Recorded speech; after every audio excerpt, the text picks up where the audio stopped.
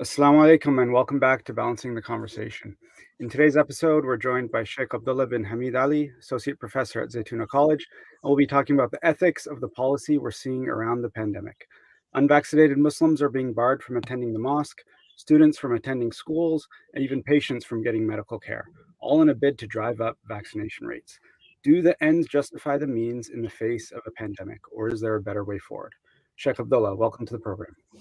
Thank you. Thank you, Salim. Nice to be with you. Jazakallah khair.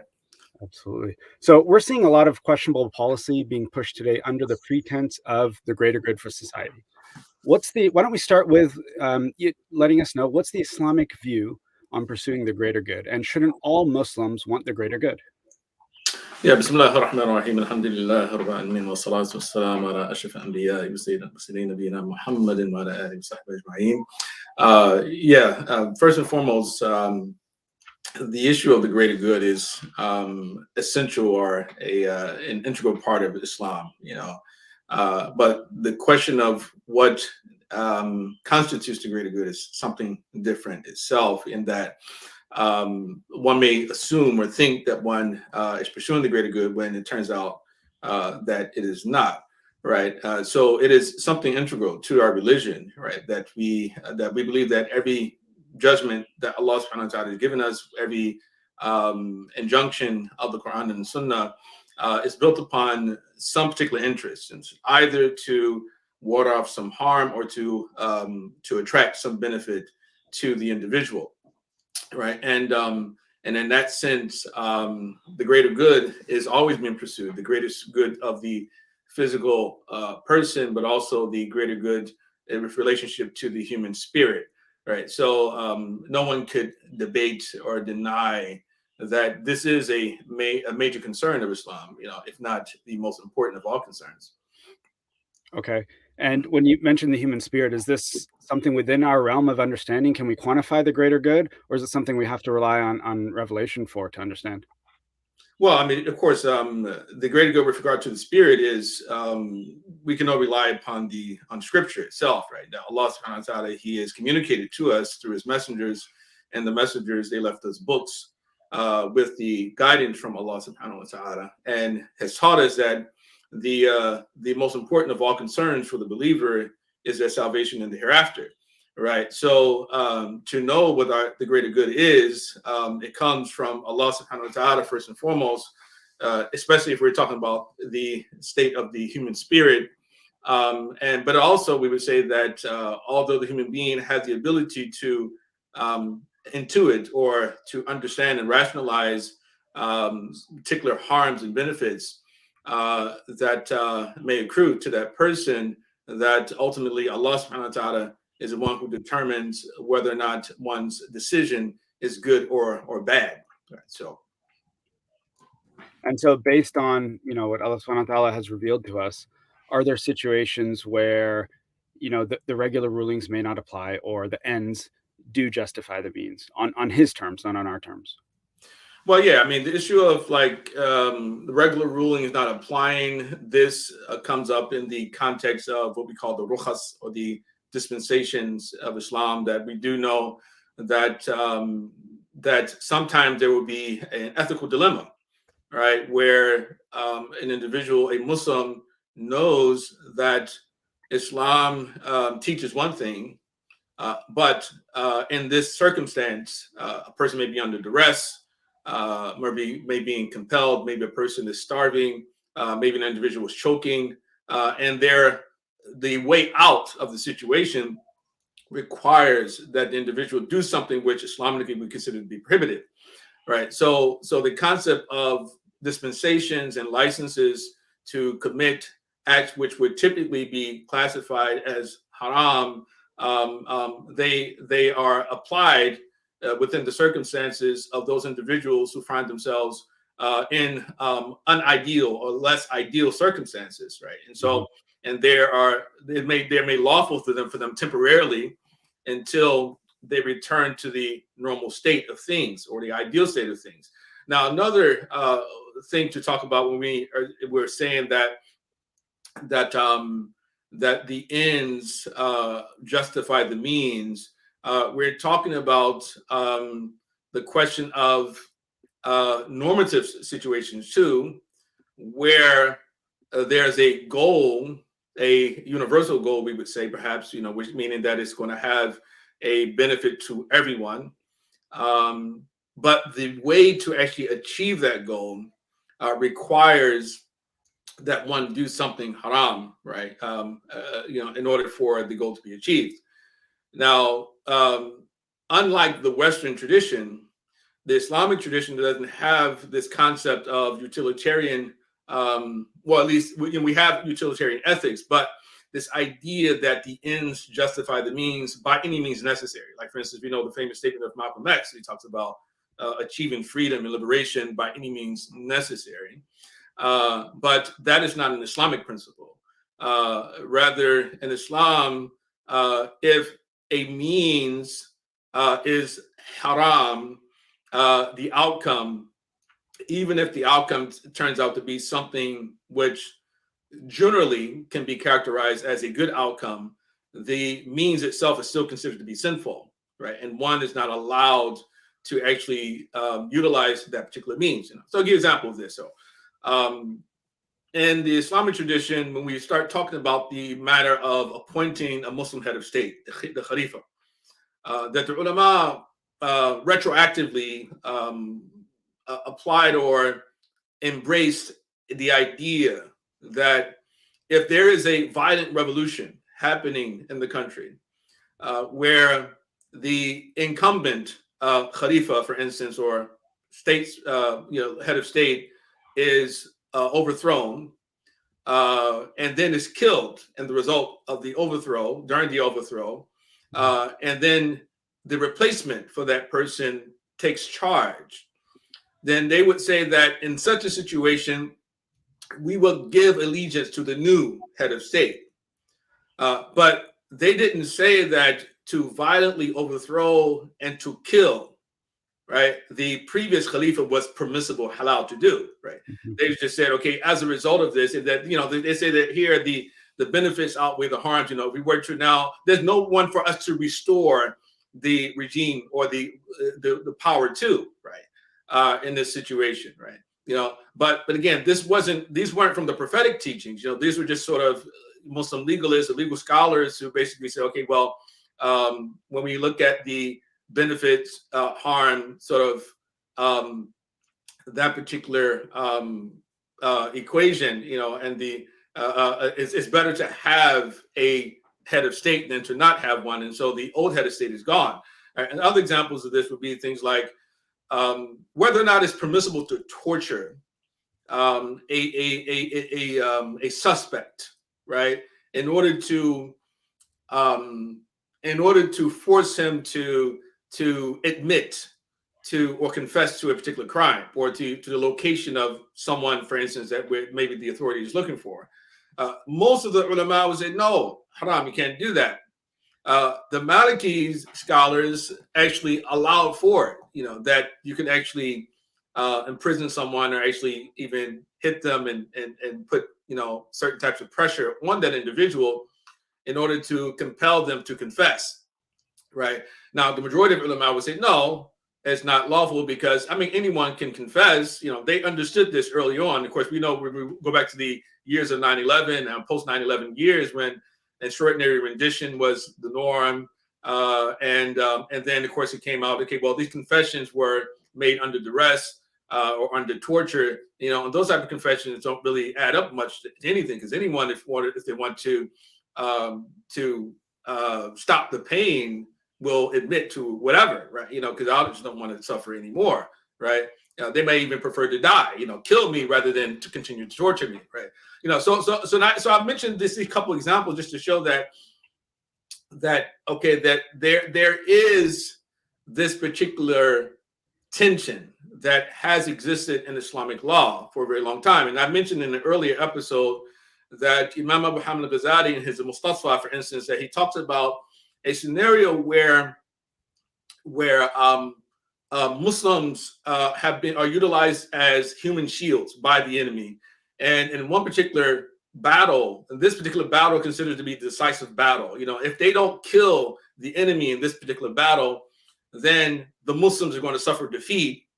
that his general position was that, yeah, in a situation like this, the pros outweigh the cons, right? So the con is that, okay, well, we're going to kill or take the life of a believer in the process if we actually attack, right, in this situation.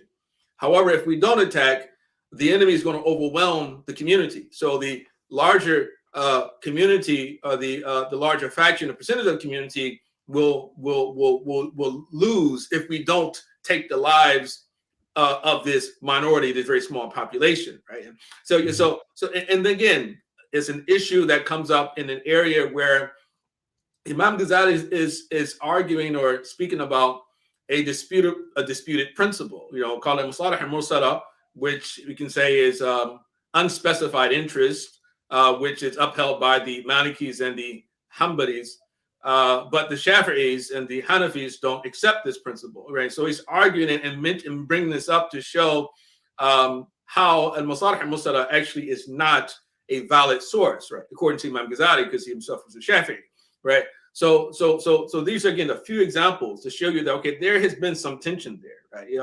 And then they would say right, that means take the same ruling of their ends, right? And what they meant by this is that if the only way to achieve or fulfill, for instance, they say something that's compulsory, you have to do something different, something else, then that other thing also becomes compulsory. An example of this would be like wudu, right? So Allah subhanahu wa ta'ala commands us to make salah, but then he also says that in order for salah to be valid, you need to be in a state of wudu, right? So if the salah is fard, then wudu also is fard. That anything without which the duty is not fulfilled is itself a duty, right? And they said the same thing about sunnah. Anything that is required in order for a sunnah to be fulfilled is itself sunnah. But what you don't find among the different principles and maxims is one that says whatever leads to halal is itself halal, right? In other words, someone would say, okay, well, we take these principles, so if at the end of this particular exercise, even though we know it's haram for us to do, if it leads to us actually being in a better situation, then it's okay for us to do this act, And then one final example before I let you go to your next question is that, you probably seen some years ago, you remember the movie about, it was called Kingdom of Heaven, it was related to Salahuddin Ayyubi, right? The story of Salahuddin Ayyubi, one of the great movies of Hollywood that they've made, in my opinion, and probably one of the very first with a very positive message about Islam post 9/11. But in that particular, there's one particular scene in that movie where the princess, technically the queen, well, she was the princess, she was the sister of the king, that she was trying to convince her lover, right, to marry her, and after they killed her husband, right, who was very powerful and influential, right, and so they were afraid that once the king died, that he would start a war with the Muslims, right, so the Christians decided that, well, we actually would like to kill the king's brother-in-law, and then actually have this other man who is having an affair with the princess actually become her husband, and that way they would avert a war with the Muslims, right? Yeah. But this man who she was, in love with, he refused, right? And she said to him after his refusal, she said, "One day you'll wish that you did a little bit of evil in order to achieve a greater good." Right? And this, I think, is the downfall of Western society, right? Is this type of thinking, this type of idea, because Allah subhanahu wa ta'ala is not going to bless evil, right? You take an evil means, Allah subhanahu wa ta'ala is not going to send his malaika to you, right? It's not going to, when you do something for dunya, who says that the greater good is for you to remain in power? right? You see, because that's what she means. She said, the greater good is for us to remain in power, and the only way for us to do that is so that we don't have a war with the Muslims, right? But no, that's not the greater good. You imagine that to be the same case, but and as the message of the movie is that if it is the kingdom of God, then let God do with it as he wills, right? So it's a really interesting topic. Mm-hmm. So would it be fair to say that if someone was going to make the argument that I'm undertaking an action and the ends justify the means, would it have to be qualified with some pretty strict criteria from the Sharia before they could make that claim?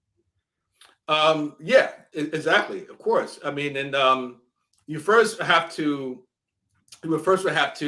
understand what we call the ahkam, right? What are the sort of the legal judgments of Islam? All right, and then of course understand the way that you achieve knowledge of what we would say the probable judgment of God, right? Because after revelation, after the end of the messengers, that no one can claim that they know the mind of God, right?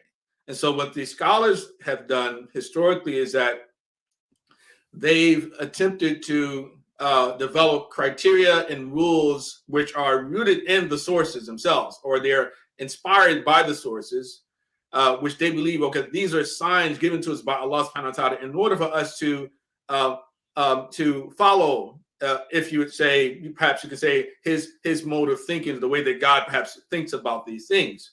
But at no time did the scholars of Islam consider themselves to be legislators. Right, and as a matter of fact, Imam Shafi'i, this is one of the arguments he makes against the people of Iraq and Abu Hanifa, for instance, with regard to their support of istihsan. And he says it says in his Al-Risala, "Laysa lil-mujtahidi an yusharra'," right, that the mujtahid has no right to legislate, right? So they didn't see themselves as legislators; they see themselves as people disclosing the judgment that God has already made, right, on the issue. So the judgment already exists. The hukm of Allah subhanahu wa ta'ala already exists, right? And my job as a mufti, and mufti itself means to make something clear, to disclose, to peel away the layers of things, right? Right. So my job is to, okay, peel it back so people can see, right, what Allah subhanahu wa ta'ala, how he is judged on this issue. And then at the end, as Imam Shafi'i would say, that my opinion is right with the possibility of being wrong. And the opinions of my opponents are wrong with the possibility of being correct, right? So they acknowledge that, okay, well, because I'm not receiving revelation, then I can't claim to know with 100% certainty that this is what Allah subhanahu wa ta'ala says about that issue, right? So you can only get, it's a speculative process, right? And that speculative process only occurs within the parameters, or it occurs, it can happen in this proper fashion after having clarity about what actually is real, and what we call al-waqi'. We have to know what is factually occurring on the ground, right? Because if you make a judgment about something and it's built upon faulty information, then your judgment is going to be wrong. That's how further away from being correct it will be, right? You see, so your assumptions are extremely important. And if you assume the wrong things, or if you built your conclusion on information which are not factual, then your fatwa is going to also be errant, right, in that particular regard. So let's take a look at the example then. Is there an Islamic concept of what qualifies a pandemic? Well, an Islamic concept of what qualifies a pandemic, in the Arabic language, you have two fundamental words that were utilized historically in connection with what we would today, for instance, talk about or refer to as some type of pandemic. One term was a ta'un, which is often translated as plague. But a ta'un is a term utilized to refer to when a large number of people actually die, right, during some type of outbreak, right? So the ta'un, so the evidence that ta'un exists is that many people are dead, right? Then there's another word, al-waba, which is much more in line or probably closer to what we call pandemic. Al-waba is the actual disease itself, the actual pathogen, the thing that's actually spreading in the community. And the waba may or may not lead to deaths, right? But there, something's pathogenic or something, it is spreading quickly or widely across multiple towns or multiple countries, then we would call that a waba. Now, we do know that with regard to the modern definition of pandemic, we don't have a word that necessarily in the Arabic language that necessarily articulates or expresses exactly what's meant by pandemic, because one, we know that the definition is changed over time, but also because when we talk about today, we're talking about illness or infection which is spread all over the entire planet, right? So I don't believe there's a word that exists which is inclusive of that degree of spread, right? Now, of course, waba can be extended, right, to apply to that naturally, but in the past, the pandemics were usually very they weren't international, they weren't worldwide pandemics in the past. Right? Okay. I think you're referring to the World Health Organization.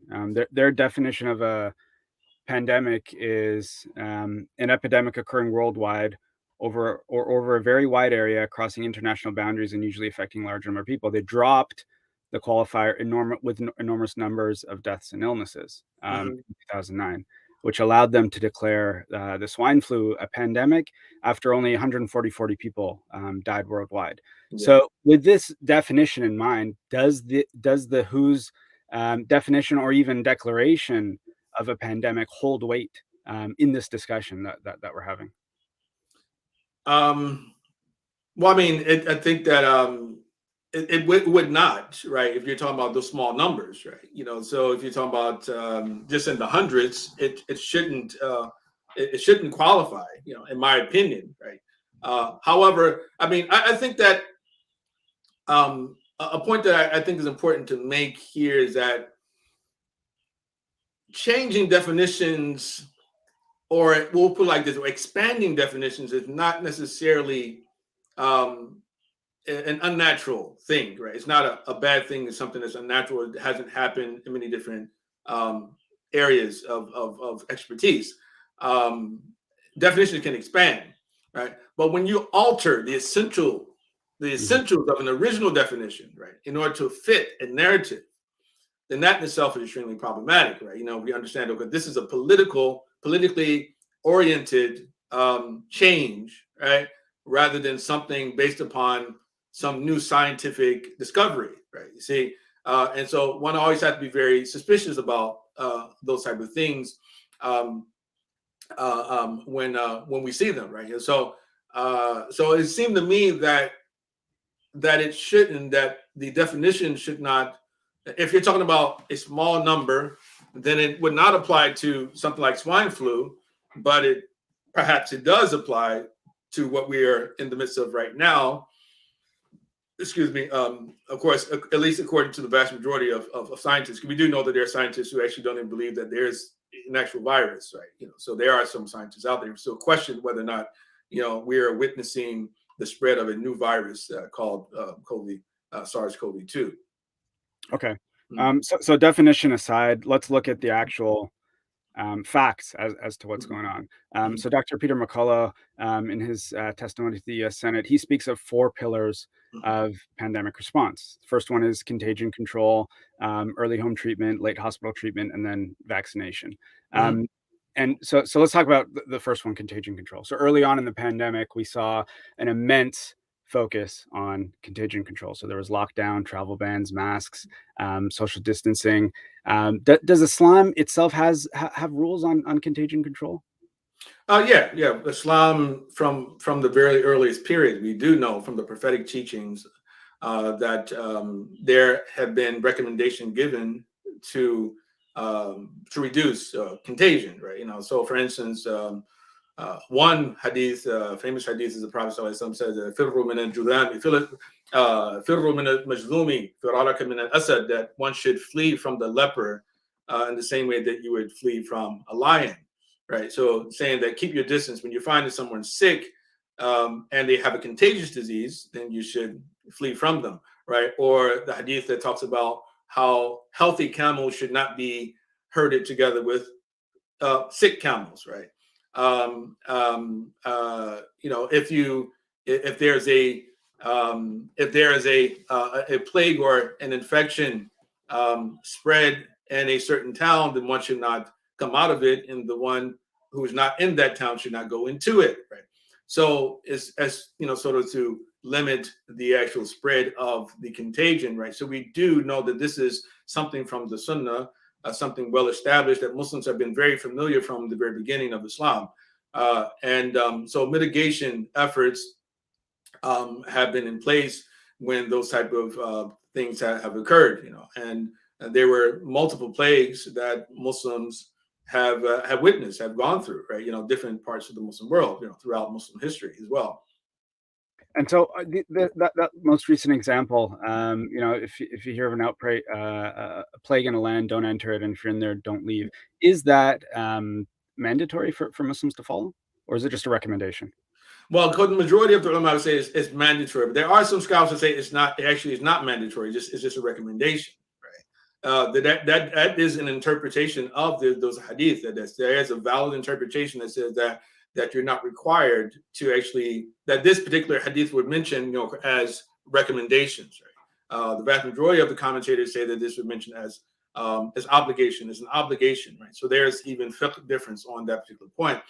But I think an important aspect of this is that the hadith itself is being utilized, in my opinion, outside of its proper context.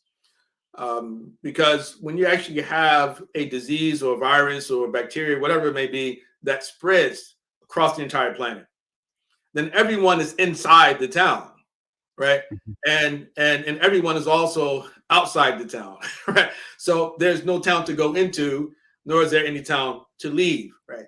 So to utilize this hadith or mention this hadith as evidence of us having to stay inside the house, I think is a bit misused, is misplaced. That this is not applicable in this situation, because we're talking about a worldwide spread, and there's really nowhere to go to escape from it, right? To be technically, right? At least according to what we're being told, and then every time there's a mutation, a new variant comes up, like the most recent one they're saying is Omicron. That most recent variant, they said, is spread fast and wide, but it's not as infectious as the earlier versions of the virus, right? And according to, again, what my understanding of virology is that when a virus, the more it mutates, the less deadly it becomes, right? The less harmful it is, right? So that's a good thing, or should be seen as a good thing for us, that it has mutated to this point and it's become endemic, right? At least that they should declare that, that it's endemic, and so we need to get used to it. It's like you accept it like it's the common cold. It's with us, and we can't really get rid of it, and we're just gonna have to learn to live with it. But the benefit of getting it, being that you develop antibodies against even it seems that even some of the more deadly forms of it, like the Delta, right? That there is studies that have been done claiming that the infection by the Omicron variant actually produces antibodies which protect you from Delta. Right? So a lot knows best, but again, I'm just reading like everyone else and trying to understand all these things that are happening. But you can't pass a fatwa without fully understanding what is happening on the ground, right? So, and you can't just simply base it off of the assumption or off of the first person who comes to you and makes the claim, and you don't follow up with any type of research or get a second or third opinion with regard to things, or especially consult the true experts, because not every doctor is an expert on virology or on epidemiology and also not an expert on vaccines. Not every doctor is an expert on those things, and I think that those are facts that Muslims especially often overlook. So this hadith, don't leave the land. You're saying that doesn't really scale down to don't leave your house if everybody's in the affected area. What are people in an affected area supposed to do?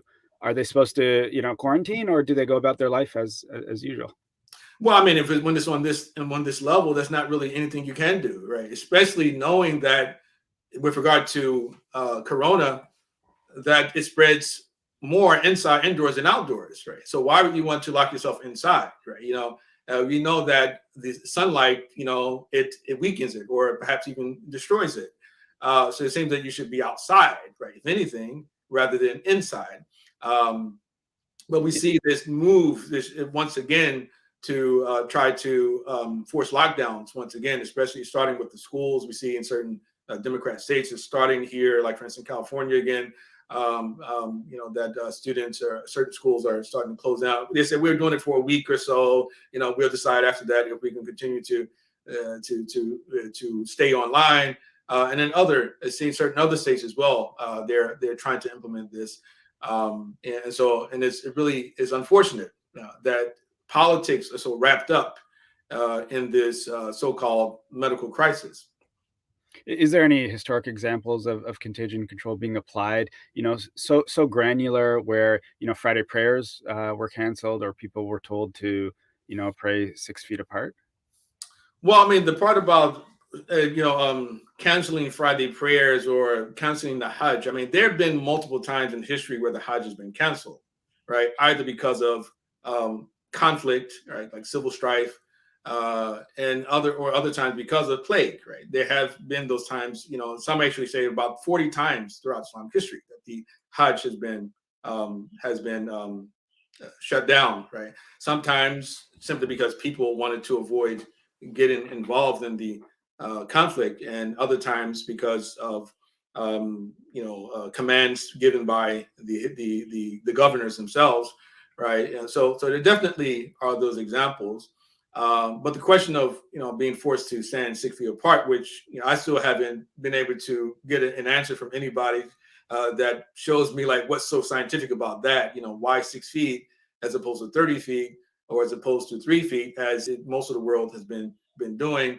And it seems it's very arbitrary. This idea you stand 6 feet apart, and you're protected, but okay, but extra protected, put the mask on, the cloth mask, and so but then they find out the cloth mask, they're not really as effective. Now they're talking about N95, and okay, no problem. We know from the beginning that N95 masks were better than the cloth masks. We've been saying that, and people were being told that was a conspiracy theory, that the cloth masks don't really work that well. And now they're coming out and they're admitting it, saying that and perhaps what happened is now they have an extra supply of N95s, and they're trying to make so much money off of the N95s now. So go and shop, for your N95s right now. And so the profit motive cannot be ignored. Right. We cannot ignore the profit motive in this entire episode, right? Which I think is probably the most important of all reasons why this is being done. Wallahu a'lam.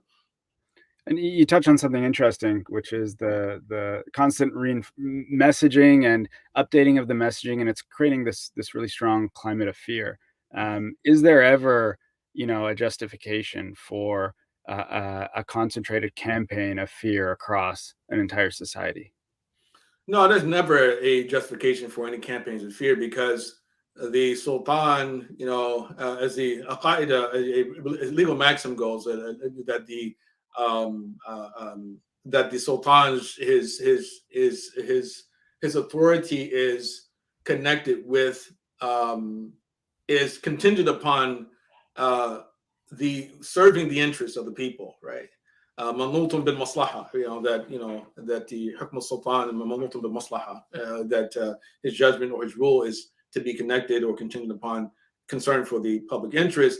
And that means partially that he is supposed to be honest and transparent with the community, and he's not supposed to be trying to manipulate the community to do do his bidding, right? And so a campaign of fear is pharaonic, right? It's pharaonic, and that's one thing the Quran talks about the way that Pharaoh utilized his magicians. That they bewitched the eyes of the people and they struck fear into them and they produce great sorcery. They produce great sorcery. And I think this is exactly what's happening right now, right? This is Fir'aun, or them taking from the example of Fir'aun. إن فرعون على في الأرض وجعل أهلها شيعا يستضعف طائفة منهم.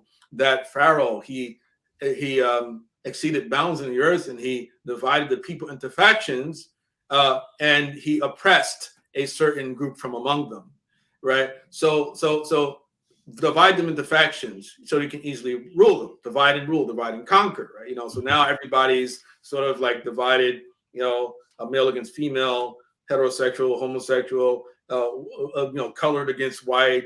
You understand? So all these different gradations, and so it's a Republican against Democrat. It's you take the side of your tribe, right? So Pharaoh, that's one of his tools, right? That Quran tells us about, and so the campaign of fear is haram, right? If it's a campaign of fear, is a sign of treachery on the part of any government and any governor, and Islam does not countenance or condone that type of behavior, especially when it comes from those who are official and who have the power to cause a great amount of good, but also can cause a great amount of harm. What about the argument that, this is like a real threat to people? People aren't taking it serious. We need to scare them into action. Does that have any merit in any sort of, whether it's a natural disaster, an asteroid's coming, people don't take it seriously? Would that justify the fear? Well, no, it still wouldn't justify the fear because listen, well, put it like this. Let's talk about what's happening now, rather than generalities, right? Let's talk about the reality of COVID, right? And this is one of those type of conversations that, well, it's really not a conversation. It's not a debate being happening. It's more so people talking at one another, and we're not looking at the actual facts on the ground, right? How serious is COVID, right? To the collective, right? First and foremost, but then to the individuals, right? So when we actually look at the recovery rate of infection, right, from infection, it's between 97 and 99%, first and foremost, meaning that if a person is infected with COVID, that 97, 95, 99% likely to recover, right? But also, when we look at the infection fatality rate, you're talking about something is not even 1%, it's about 0.668, which means about like 1 out of every 150 people infected might die, right, from it.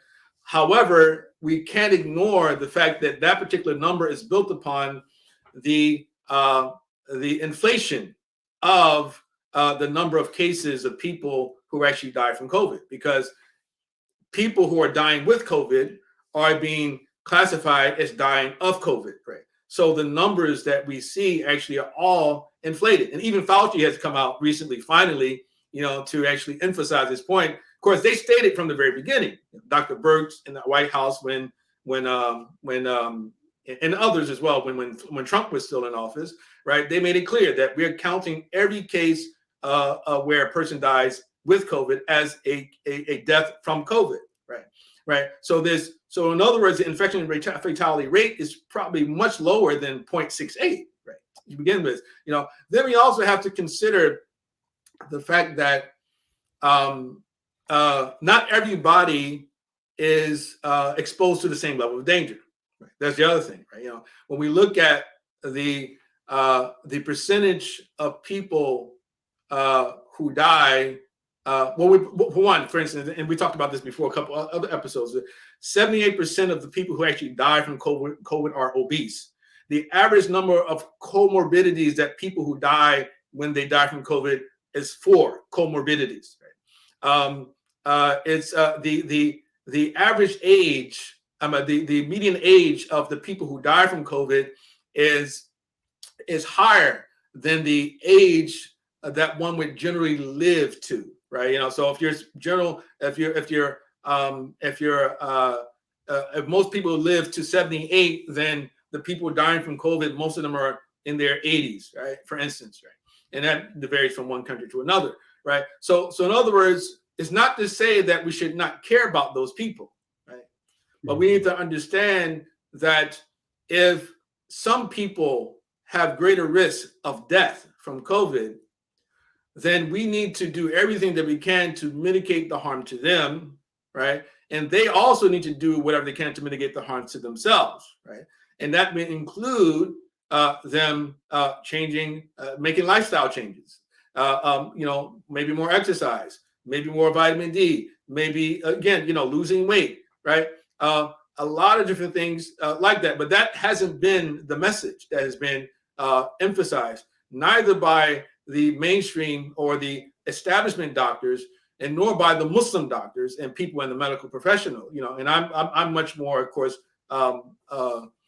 critical of the Muslim doctors, who just simply go along with the program, and end up being totally uncritical and accepting the narrative, and then try to tell the rest of us, oh, you should be quiet because you're not a medical professional, but you're not giving us any information yourself that would be very helpful, that actually help anybody. Nobody's emphasizing early treatment, right? There are a lot of things that are there, So it's very nuanced. You have to look at the age. Do children need the COVID shot? No, children, generally they're not going to be harmed by even the most deadly variant, the Delta itself, right? Hospitalization, unlikely, right? You see, of course, in America we have a problem with being obesity in general among the population. By 60% of people they're overweight in America, but not everybody's obese, but that a large percentage of us are overweight, So what it should do is inspire us to make lifestyle changes rather than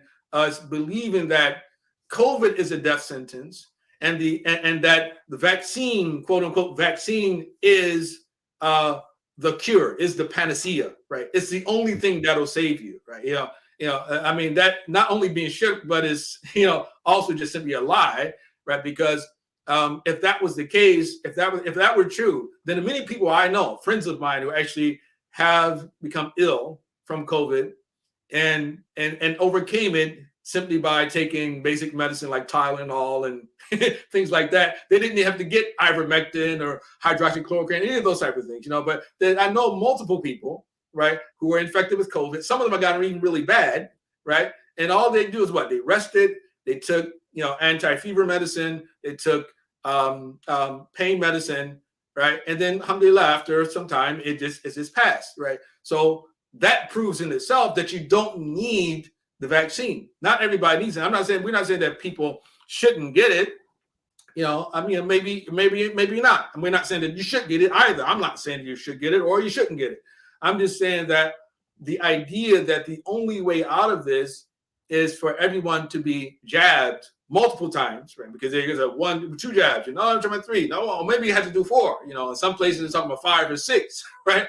When does it stop, right? You remember we were talking about, okay, herd immunity, we need the jabs in order to herd immunity. They have to change the definition of herd immunity. So now, you have to get jabbed up in order for herd immunity to be achieved, but it's not being achieved, right? So all the fatwas that have been, that I've seen, right, that are talking about why this is permissible to get the jabs, that they're built upon this faulty assumption that COVID is a death sentence for everyone, right?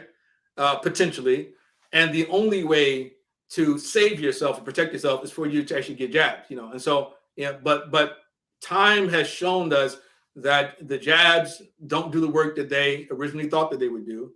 Unfortunately, many of those same fatwa that came out still exist today. But even more absurd than that is that there's a jump from it's permissible to get the jab, and because it's permissible, you must get it, right? So it's like, well, no, that doesn't make sense, right? Because permissible and compulsory are two different judgments in the Islamic law, or just in general, right? Two different judgments, right? You don't go from it's permissible, therefore you have to get it. Okay, we can say think about everything. It's permissible for me to take Tylenol, therefore I have to take Tylenol. It's like, no, it doesn't make sense at all. It's permissible for me to have a second wife, therefore I should get one, right? No, it's one of the most illogical type of reasoning that I've ever seen before. And it's very embarrassing, to see people who are actually associated with the religious class and the clerical judicial class, right, and legal class, and they're making these very strange judgments about this issue, and then supporting vaccine mandates against Muslims who don't want them. So you mentioned treatments, and we've had two doctors on the show talk about early treatments and its importance and its suppression. We don't need to beat that dead horse dewormer to death. You mentioned something interesting about prevention. So Dr. Kandil said the solution to the pandemic is addressing the modifiable risk factors. And Dr. Haider said government policy is outside of the pandemic, government policy is the opposite. They subsidize corn, soy, genetically modified foods, low nutritional value that goes into all the processed foods that's then sold for cheap to people.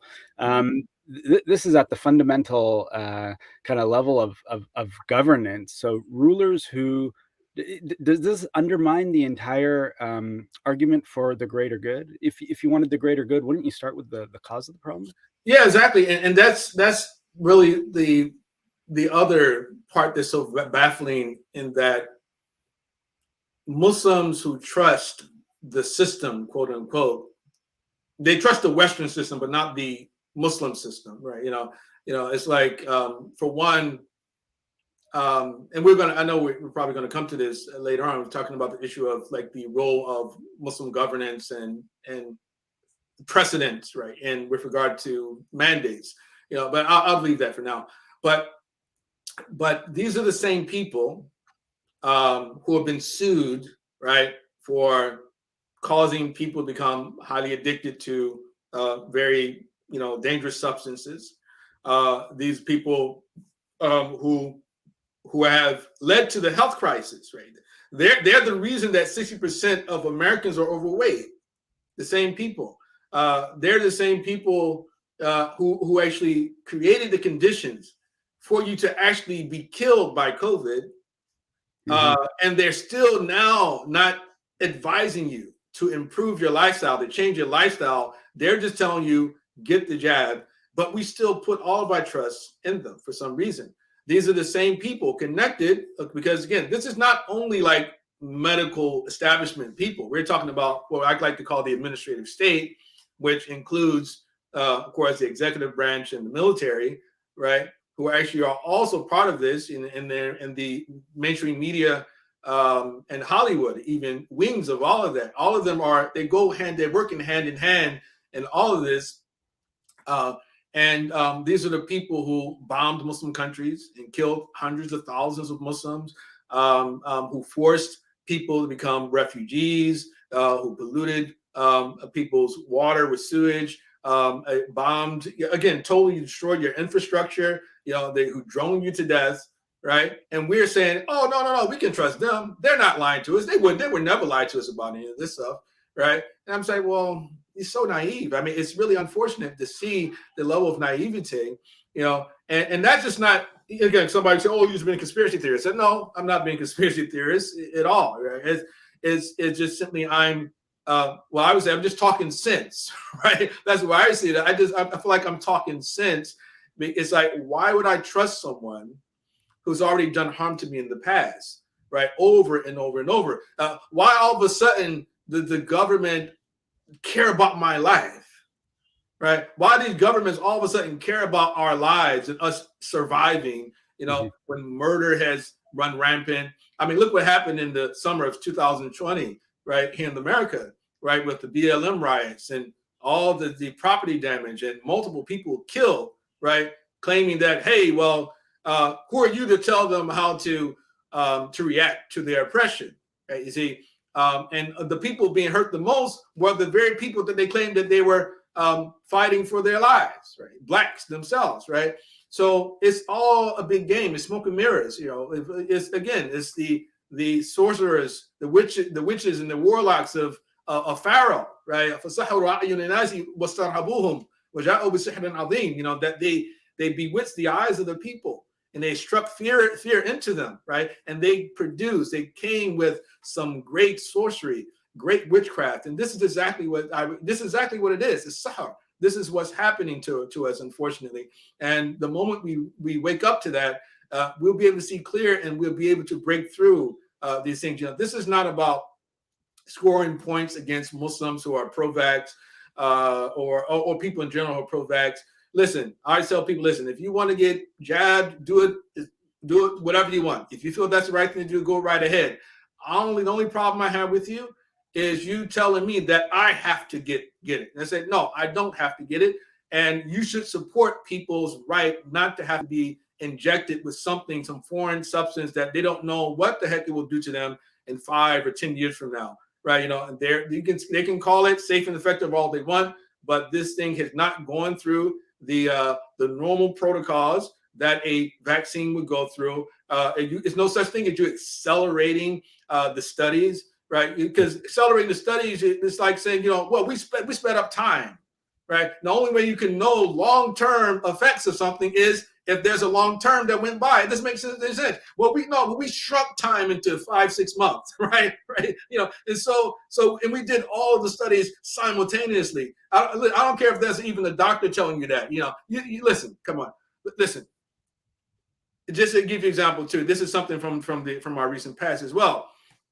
I'm not into saying who did 9/11.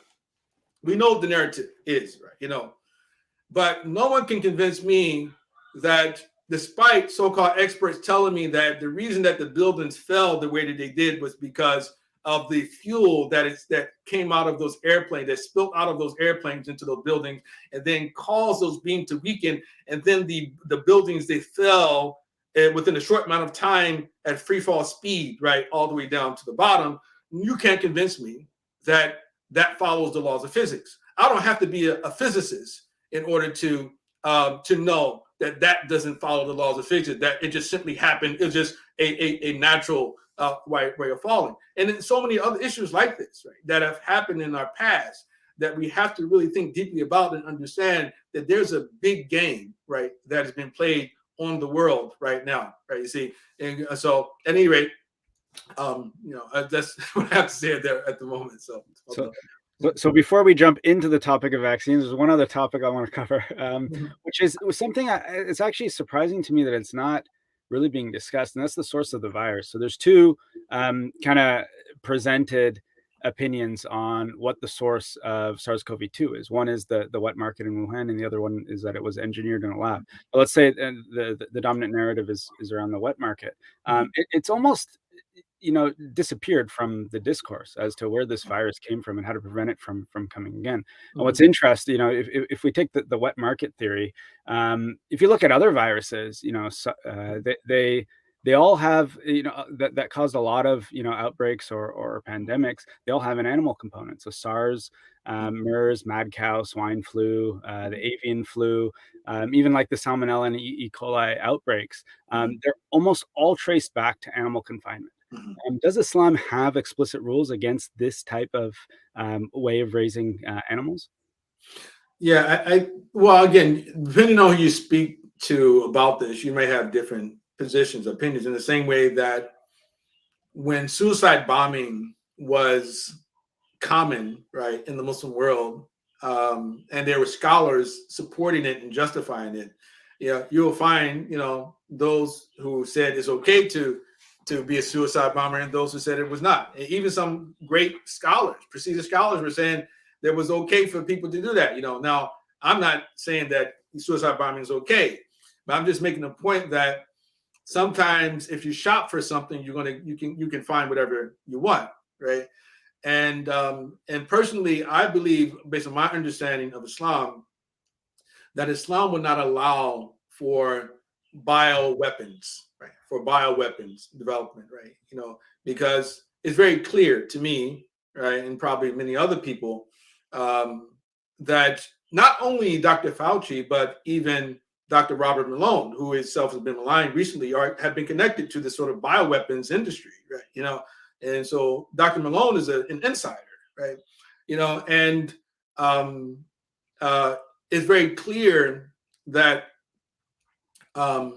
the strongest argument for where it originated was in Wuhan, the Wuhan lab, right?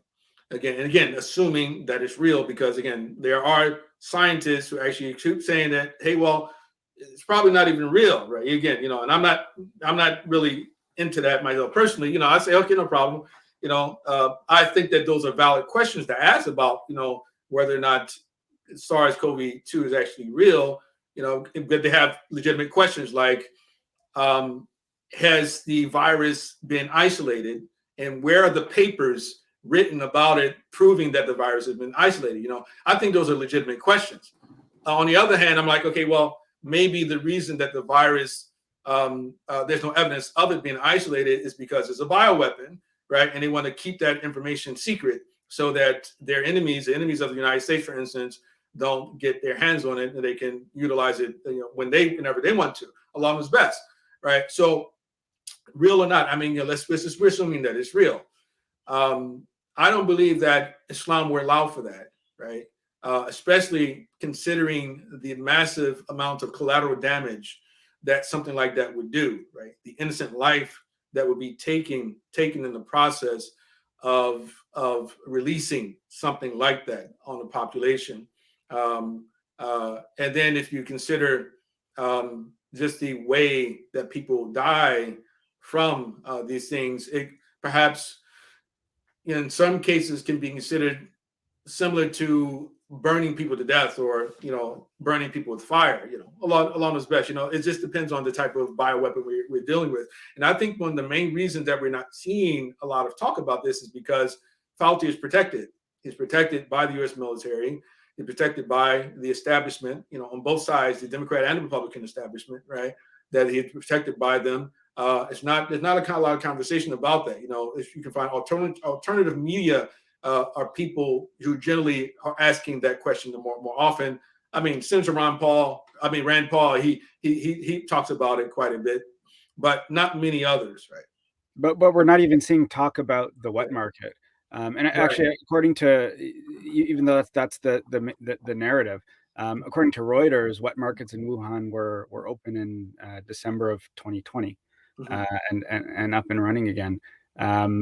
It's just totally been forgotten about, almost as if this is not an important part, even though it either came from there or it was engineered. Right, exactly, yeah, and again, that's should be further proof to Muslim scholars in particular that you can't trust what you're being told, right? The fact that they're not concerned about the origin, right, of it. If it is true that it was engineered in a lab through mixing a couple of different viruses and make the one, make it then jump to human beings, and Fauci's been in charge in the NIH for a very long time, as we know. And there's some scathing critiques against him now, exposing a lot of his work. Like, for instance, like Robert F. Kennedy's book, The Real Dr. Fauci. And one would imagine that, okay, if those things in that book are not true, that Dr. Fauci would actually threaten a lawsuit against Robert F. Kennedy Jr., but he hasn't, right? So I can only assume it's that Robert F. Kennedy, what Jr. is saying about Dr. Fauci is true with regard to a lot of the problems or the atrocities that are being attributed to him and those connected with him, right? So there definitely seems to be a cabal, right, of people who have certain intentions, right, with regard to the world population, and manipulating and brainwashing them. It's again, it's unfortunate to see people just simply become tribal, right? And just say, well, what you say can't be true because it sounds like conspiracy theory, or it's also unfortunate to see so many people still trusting of the mainstream narrative. Like, for instance, if you actually do a search in Google search, type in fatwas against vaccination, Google is going to give you a long list of fatwas in favor of vaccination. They're not going to give you a fatwa against vaccination, right? Until maybe a few pages down, right? You might find a couple of them, right? But that's what they're doing. They're directing the populace in a certain direction. They want you to see what they want you to see. The fact that they're deplatforming people, right? They're removing people from YouTube or Twitter and others with Facebook, or they're putting labels, these, like they call them, fake checks, not fact checks, fake checks that they put them on all of these things. One thing was the Wuhan lab theory was a conspiracy theory a year ago, and then now it's okay to talk about the Wuhan lab. But they moved on from that, and the media is not that big of a deal, right? So there's a major campaign of brainwashing and manipulation that is going on right now, and I just hope that more Muslims will wake up before it's too late. Well, not just Muslims, but people in general. Well said. So every question in the comments is about vaccines. Let's get started on this topic. Did the Ottomans invent and mandate vaccines? Well, the issue of invention is somewhat is a storied ordeal. I mean, in that on one hand, Muslims of course contributed to at least the spread of the information about the vaccines, right? Some say that, like for instance, with regard to smallpox vaccine, some say that the Ottomans, they got the small vaccine through like Russia, like for instance, Circassians and these others in Asia, right? And then they sort of spread it around, right? But of course, we've seen arguments or claims that Muslims invented vaccines. I'm not sure, right, if that's true, that Muslims invented vaccines. But even if Muslims invented vaccines, the real question is like, who cares, right? And I think that that type of jingoistic, tribal, sort of triumphalist approach to the situation is it's not useful. It's not beneficial, right? Because people from all different cultures and civilizations have invented great many different things, and Muslims have borrowed from them, and they borrow from Muslims. That's just trans-historical fact, right? And then also, because the suggestion often is that, okay, well, Muslims invented vaccines, so that means you should be a Muslim. Because if you become a Muslim, you're going to become like a great person, like the people who created these vaccines. But listen, I don't believe that the Muslims who contributed to the vaccine industry or a vaccine project were saying them to themselves while they were involved in it, I'm doing this for the ummah, right? Like, I think they were thinking, I'm doing this for humanity, right? I don't think it was about, okay, this is going to make me great, everybody's going to remember me, and then it's going to make people become Muslim. No, it's like some individual, Allah subhanahu wa ta'ala put in his heart and his mind the passion to research and to try to solve a problem, right? And that person just happened to be Muslim, right? It wasn't because of Islam, because if it was because of Islam necessarily that became the case, then most Muslims would be just as industrious, just as creative, just as, you understand, as great, right? But we always focus on these outliers, right? And it's the same thing in the Western tradition too. The West did this, the West did that, Christians did that, the Jews did this. It's like, listen, we're talking about outliers, right? And it distorts the reality of the collective when we focus on the outlier. It's like we hate negative stereotypes, but we love all the positive ones, right? So it's like, so they start saying Muslims are terrorists, for instance. Oh my God, how can you stereotype an entire population? And then we say, oh, Muslims created vaccines. Well, how can you stereotype the entire population? Right. So if it's bad to stereotype a population, it should go both ways, not only with regard to the negative things, right? We should do it also with the positive things too. So it really makes, maybe Muslims did, right? Again, I've seen both arguments, for and against that theory. And I just say ultimately, Muslims have definitely contributed to human civilization, the advance of human civilization, right?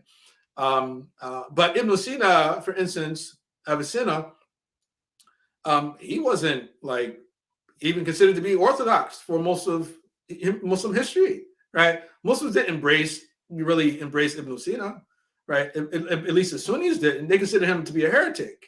Same thing for Farabi, right? Imam Ghazali even went as far, he even did takfir of them, right? In his Munqadh al-Dalal, right? So we celebrate, we say, oh my God, we found out these great scholars, who contributed to science and medicine, things like that. But now, because we want to score, one up on non-Muslims, or to show them just how good we are as people, right, and how advanced we are, or we were. You can say, hey, yeah, Ibn Sina, he's ours, he's one of ours. But most of his Muslim history, he wasn't, embraced like that, right? You see, the West embraced him, right? They embraced Averroes, right? Ibn Rushd as well, right? But the Sunni community especially, were not embracing these people. It's only now that we're now starting to celebrate these people. We have to ask ourselves, why? Like, what is our intention? What are we actually trying to achieve when we ask these type of questions or make these type of claims? So if it's a moot point, let's talk about how vaccines are being used then, and specific types of vaccines. Is there a precedent for a Muslim ruler mandating a vaccine in the past? I mean, there is precedent, but again, precedent doesn't always mean something, right? You see, this is, again, just like the narrative about, okay, well, the hadith of the Prophet ﷺ, the Prophet said, don't mix the unhealthy with the healthy, that you should flee from the town, or you will not go into it. And we say, yes, Islam was ahead of the curve on this. And we say, yeah, sure, alhamdulillah, good, it was. Islam was ahead of the curve, right? But then what's interesting is that, well, at least my suspicion is this: had Muslim governments been the first governments on the planet to actually come out and say, we need to vaccinate the entire planet, right, I don't believe that Muslims would have embraced the idea. Well, most Democrats didn't even embrace it when Trump announced it. Right, exactly, right. But yeah, but I'm not going to get it if Trump says you can get it. No, I'm not, right? So I don't believe that Muslims would have, because you remember, like, it wasn't very long ago when we were talking about how autocratic the Muslim rulers are. They're autocrats and there's no democracy there, and we wouldn't need the Arab Spring to overthrow them, right? That wasn't very long ago, right? But now it's like, okay, because Western governments now it's okay for you to be an ally and to support Western government, but it's not okay if you support a Muslim government until the Western government says it's okay for you to support them. But really, you're not supporting the Muslim government, you're supporting the Western government, right? And so now they start talking about now the importance of obeying the Sultan. So it's like, hold up. Just last year or 2 years ago, you were talking about we should be resisting the Sultan, right? Now you're saying that we should obey the Sultan, and then you throw in my face the so-called precedent, from Abdul Hamid II's reign in Turkey, right, where he imposed a fine on people who refused to vaccinate, right?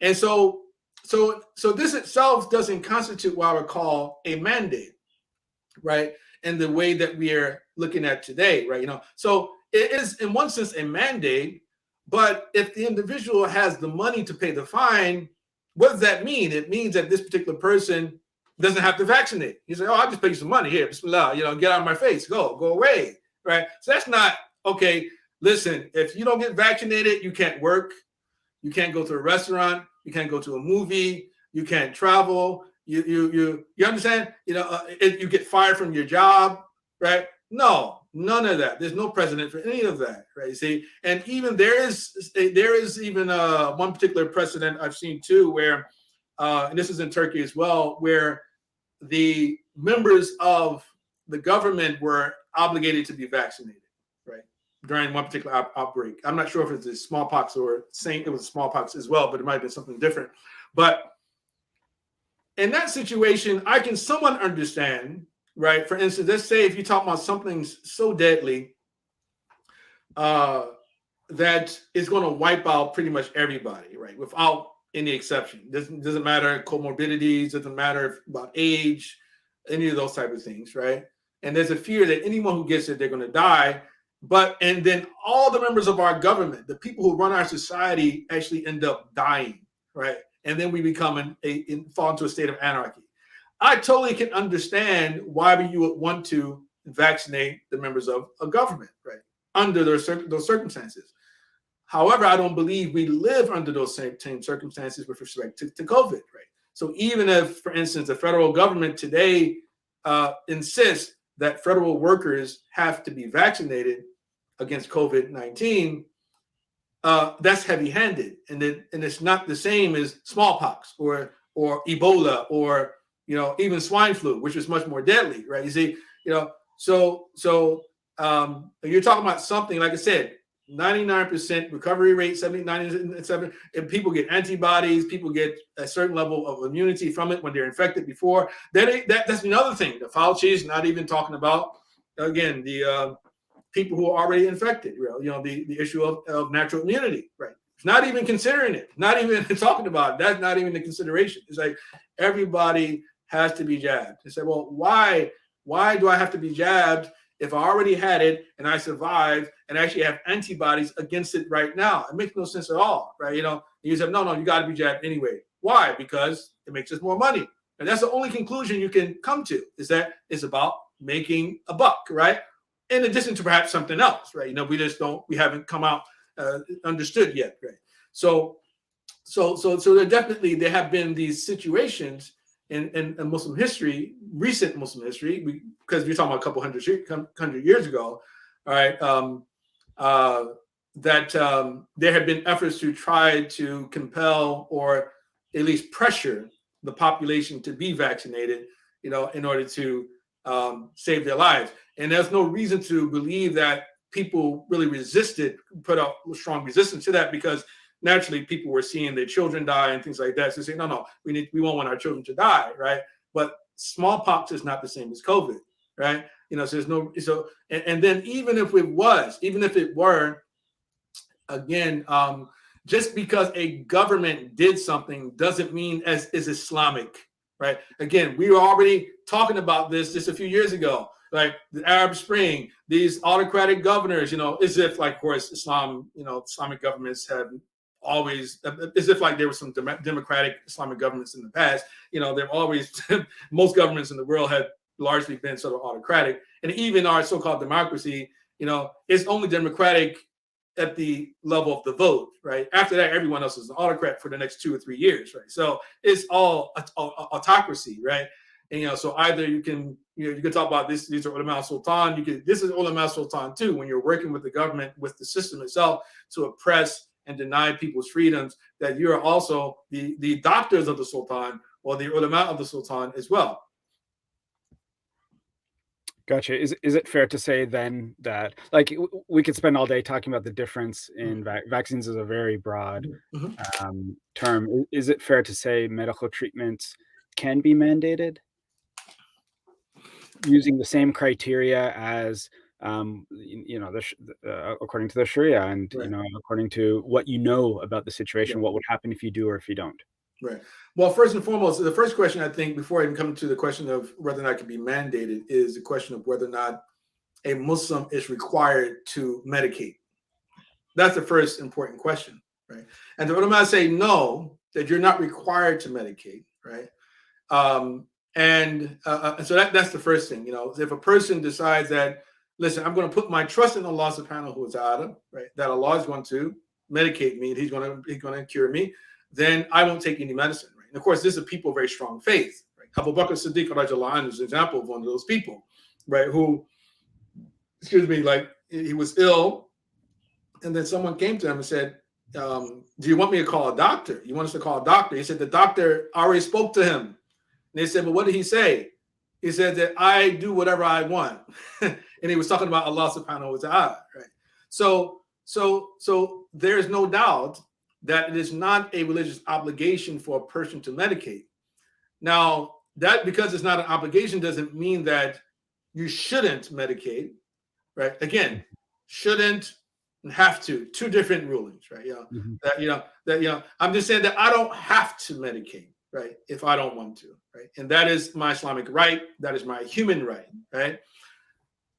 But then the second question of, okay, well, is it permissible for a doctor, for instance, to compel a sick person to medicate? And so you find many of the ulama say haram, right, for him to compel you to do so, even to force feed, right, the patient. That there are many ulama saying that you can't do that; it's haram for you to do so, right? And that's even if they have a life-threatening illness, right? Right. And so, for instance, Imam Nawawi, he talks about, okay, let's say a doctor knows that this particular patient has a life-threatening illness, and the treatment that is required will save the person's life, but the patient doesn't want it. Mm-hmm. Imam Nawawi says that if the doctor compels that patient to medicate, then it's makruh, it's disliked, not haram. It is disliked to do so. In other words, he still, even though he says, okay, yeah, sure, it may save the person's life, but still, I discourage you from compelling him to take the medicine, right? You can't. If you do it, you're not committing a sin if you do so, but it's borderline. It's moving in that direction, right? Right. So this is with respect to doctors. Now we go beyond the doctors. Now we're talking about the government. The government, again, they're not medical experts, right? And you're talking about the administrative state, right? Like for instance, CDC, FDA, these are not frontline doctors. These are not, again, people who are actually out in the field, necessarily. Of course, they consult people who are in the field. Sure, they do, right? But it's never been, according to my understanding before, that the doctors who are on the front line are contacting the FDA and the CDC or the NIH, asking for their advice on how to treat a patient. Why would they do that? When they have experience, they know themselves how to treat a patient. So we're in a situation where you're taking an individual, a president, and other people who are not themselves medical experts, and then deciding that, listen, you have to take this medical treatment. It's the only thing that's going to help you. They say, well, how do you know that? You're not an expert either, right? And so, they say, well, the medical experts we consult, they say so. Okay, well, there are also medical experts who say the opposite of that. Why aren't you consulting them too, right? So it's not a situation that can be justified in light of all of these variables. Mm-hmm. So we see something interesting, which is initially the real strong focus from many governments around the world on contagion control, assuming everyone is infected, not even until proven otherwise. Treat everyone like they're infected. When the vaccines came out, we saw a shift to now the unvaccinated are almost equated with being infected. And it's just drilled into people's heads. They're dangerous. You got to stay away from them. Everybody's got to get vaccinated. Yeah. And I asked Dr. Kandil on the last episode, how do you characterize these governments' approaches to the pandemic? Is it naturopathic or allopathic? He said, it's authoritarian. How did vaccines become a maxim? And is so much so that it's actually now been divorced from the actual pandemic, from reducing hospitalizations and deaths and flattening the curve and herd immunity. It has become the goal. How do you describe this hyper fixation on vaccines and specifically the mRNA? It's dollars and cents. I mean, that's been the bottom line, it appears, of the pharmaceutical companies for a very long time, and they've been given immunity under President Ronald Reagan, right? They were given immunity from being sued if you're harmed by the vaccines, or if someone died from the vaccine. They don't have to pay anybody anything. And the mRNA vaccines, of course, there are different things that are out there about the vaccines, and of course the realm of conspiracy theory. But I actually posted, I think earlier today or maybe yesterday, there's a quote from Klaus Schwab of the World Economic Forum, and he talks about what is called the Fourth Industrial Revolution. He says that the Fourth Industrial Revolution will do is fuse our physical, digital, and biological identities, right? So again, I'm not going to spend too much time on that, but that's, again, gives you some idea about the big thinkers and the big power brokers on the planet, and I think what they're sort of thinking about. Why are they so obsessed with everybody getting this particular type of vaccine? Why did Pfizer undermine AstraZeneca, right? Which was pretty much a nonprofit, not-for-profit enterprise, right? And get it sort of knocked out the box, at least for a minute, right? Not saying that any of the vaccines are any better than the others. I don't know, but there clearly is a lot of sinister, activity, right, that is involved here. We're trying to get newborn babies to be, injected with this information, with this fluid. Children or people who themselves who are not in danger, especially now. Again, they say Omicron is the least fatal of all of the different variants itself. Why do you continue? Why are you going back to lockdowns? Why are you still trying to force kids to be vaccinated? My daughter was told that she can't come back to school until the 18th because she was exposed, along with some other students, with to a student who was COVID positive, and when she asked, okay, well, if I test negative on Sunday, can I come to school on Monday? They said no. Why? Because you're unvaccinated. But all the vaccinated children can go to school, right? So, well, that makes no sense at all, because the vaccinated can spread it too, right? And if anything, Omicron seems to be spreading among the vaccinated more than the unvaccinated. So why would it be non-discriminatory to send the vaccinated children to school, but the unvaccinated children can't go to school, right, until a certain number of days have passed, right? So there are many things that just don't make any sense, and there's an obsession with ensuring not only that everyone gets this vaccine, but early treatment is not, carried out, or people are not made aware of the fact that early treatment is available, right? Or the and again, I don't know. I know there's a lot been said about things like monoclonal antibodies and how maybe they may actually be more harm than good, but others, hydroxychloroquine, ivermectin, fluvoxamine, the different sort of drugs that people have utilized, and again, but then people I know, they did none of that. I got brother got a bad case of either the flu or COVID, but was told it was COVID, right? And he didn't take anything other than normal medicine, right? And got better, right? You see? So, and multiple people I know, same thing. So, but why this particular vaccine? Why this one, right?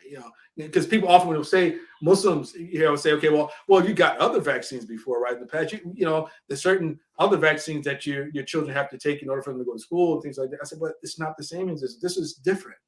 This vaccine is not the same. It's not like the old vaccines where they take part of the virus and they put it inside of some concoction, and then they inject it in you, and then your body reacts to the actual vaccine in your body, and then it produces these proteins and the antibodies and everything to fight it off. So when it actually sees it next time, then the immune system works the right way. But this one's like, well, you put this in my body, and I never confront. My body never is exposed to the virus, but the spike protein of the virus itself is affecting my cell, and some call it gene manipulation, right? That's happening, right? The most harmful part of the virus is placed inside of my body, right? And there's so much that we know has been said about this, and then you see athletes falling out on the field and dying from heart attacks, and people dying from strokes, and young people, heart attacks, strokes, et cetera, et cetera. And these things are not highlighted. And again, see, I want to be clear here, because some people say, well, why are you guys trying to smack down the vaccine? Why are you always talking about these negative things about the vaccine? It's not so much that we're trying to discourage people from getting the vaccine, quote unquote. And I say quote unquote because I don't believe that it is a vaccine. I don't buy that idea. The definition of vaccine, it doesn't apply to this in my view, right? But they call it vaccine, and so it makes it easier for them to embrace the idea. But it's not so much about saying you shouldn't get it, you can't get it. But the question is that people should be informed. People should be able to make informed decisions. They know what the potential harms are, right? When you pick up, Tylenol, for instance, one guy keep coming back, that just pops in my head, Tylenol or Advil, Motrin, right? You read on the back of the packet, warning, don't do this, or you know about side effects, and everything is a potential side effect or whatever, things like that. Long use, certain drugs, they might kill you, whatever, they just liver damage. We do know all those things, right? But with regard to this one, all of those particular potential harms are not being highlighted. If anything, anytime somebody brings up a potential harm, they always like, no, but it's very minimal, very minimal. It's highly unlikely. I said, well, highly unlikely is still not saying that it can't happen, right? And if it's highly unlikely, who is it highly unlikely with, right? You see, what condition do you need to be in order for it to have this adverse effect on you? And because you don't have long-term studies, that's exactly why you can't tell me that, right?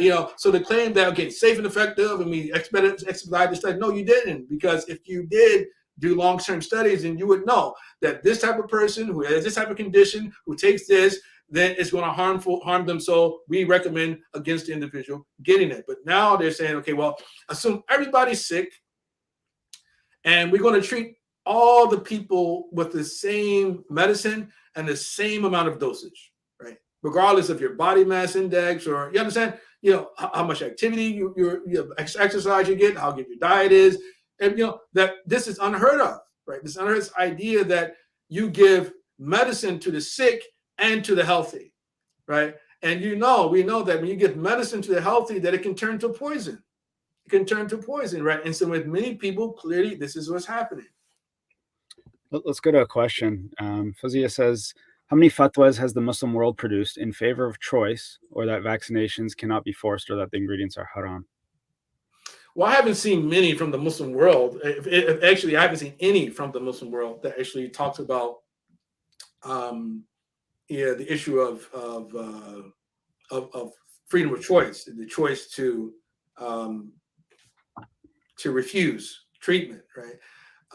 If anything, I've seen fatwas from Muslims living in non-Muslim countries who've given fatwa along those lines, right?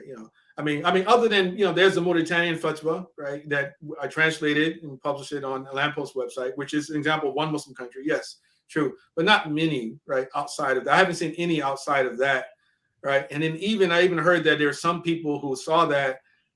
Who in the Muslim world and saw that fatwa and were like, who are these people? They're not popular. And I'm just like, well, seriously, that's the way that you judge the validity of a fatwa is on the basis of how popular the people are, because these are a group of scholars, imams in the country, and a lot of people don't know them. So what? What about their argument?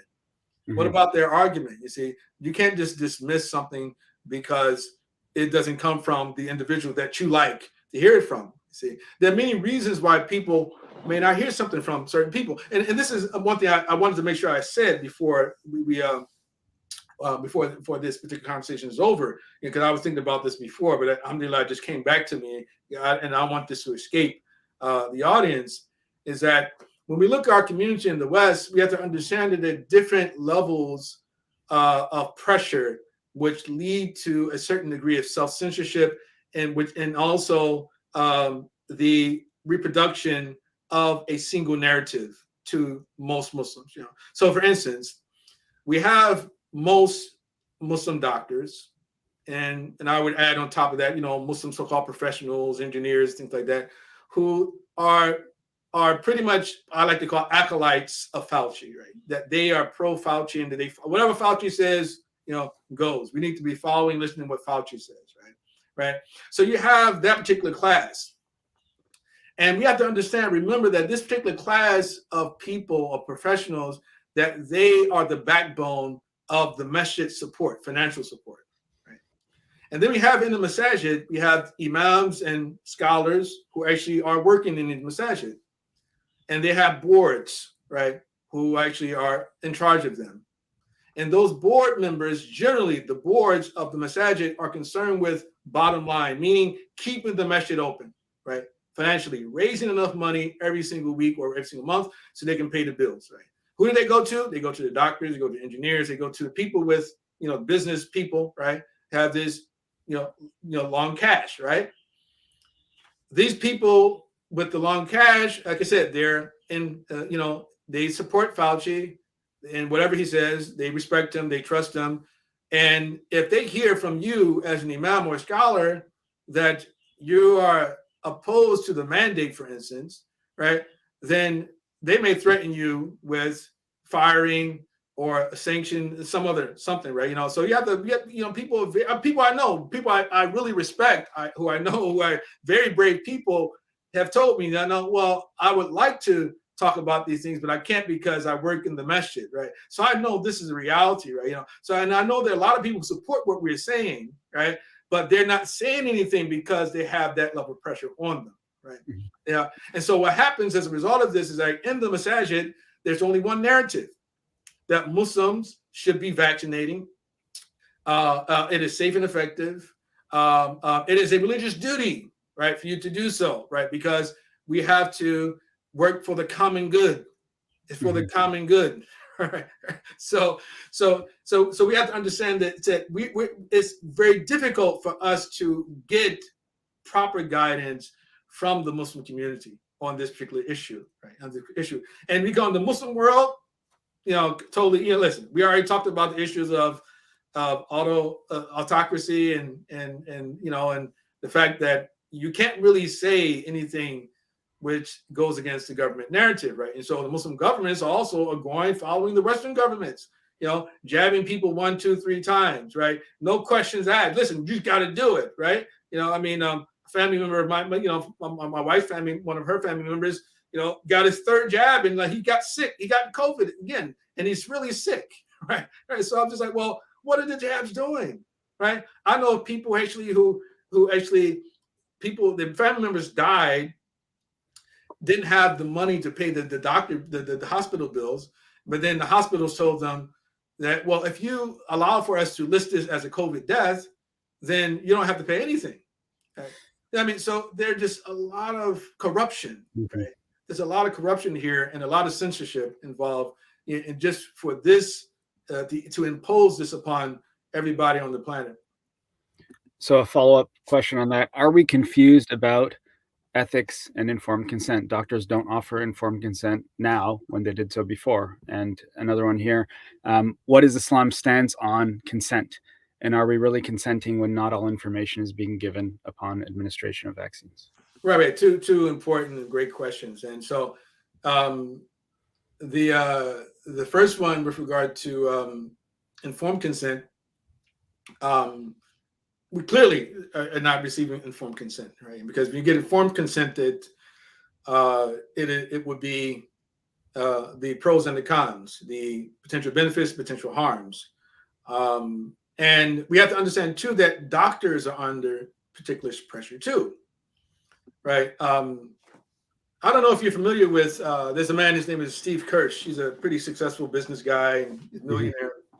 And he has, I think he had Substack.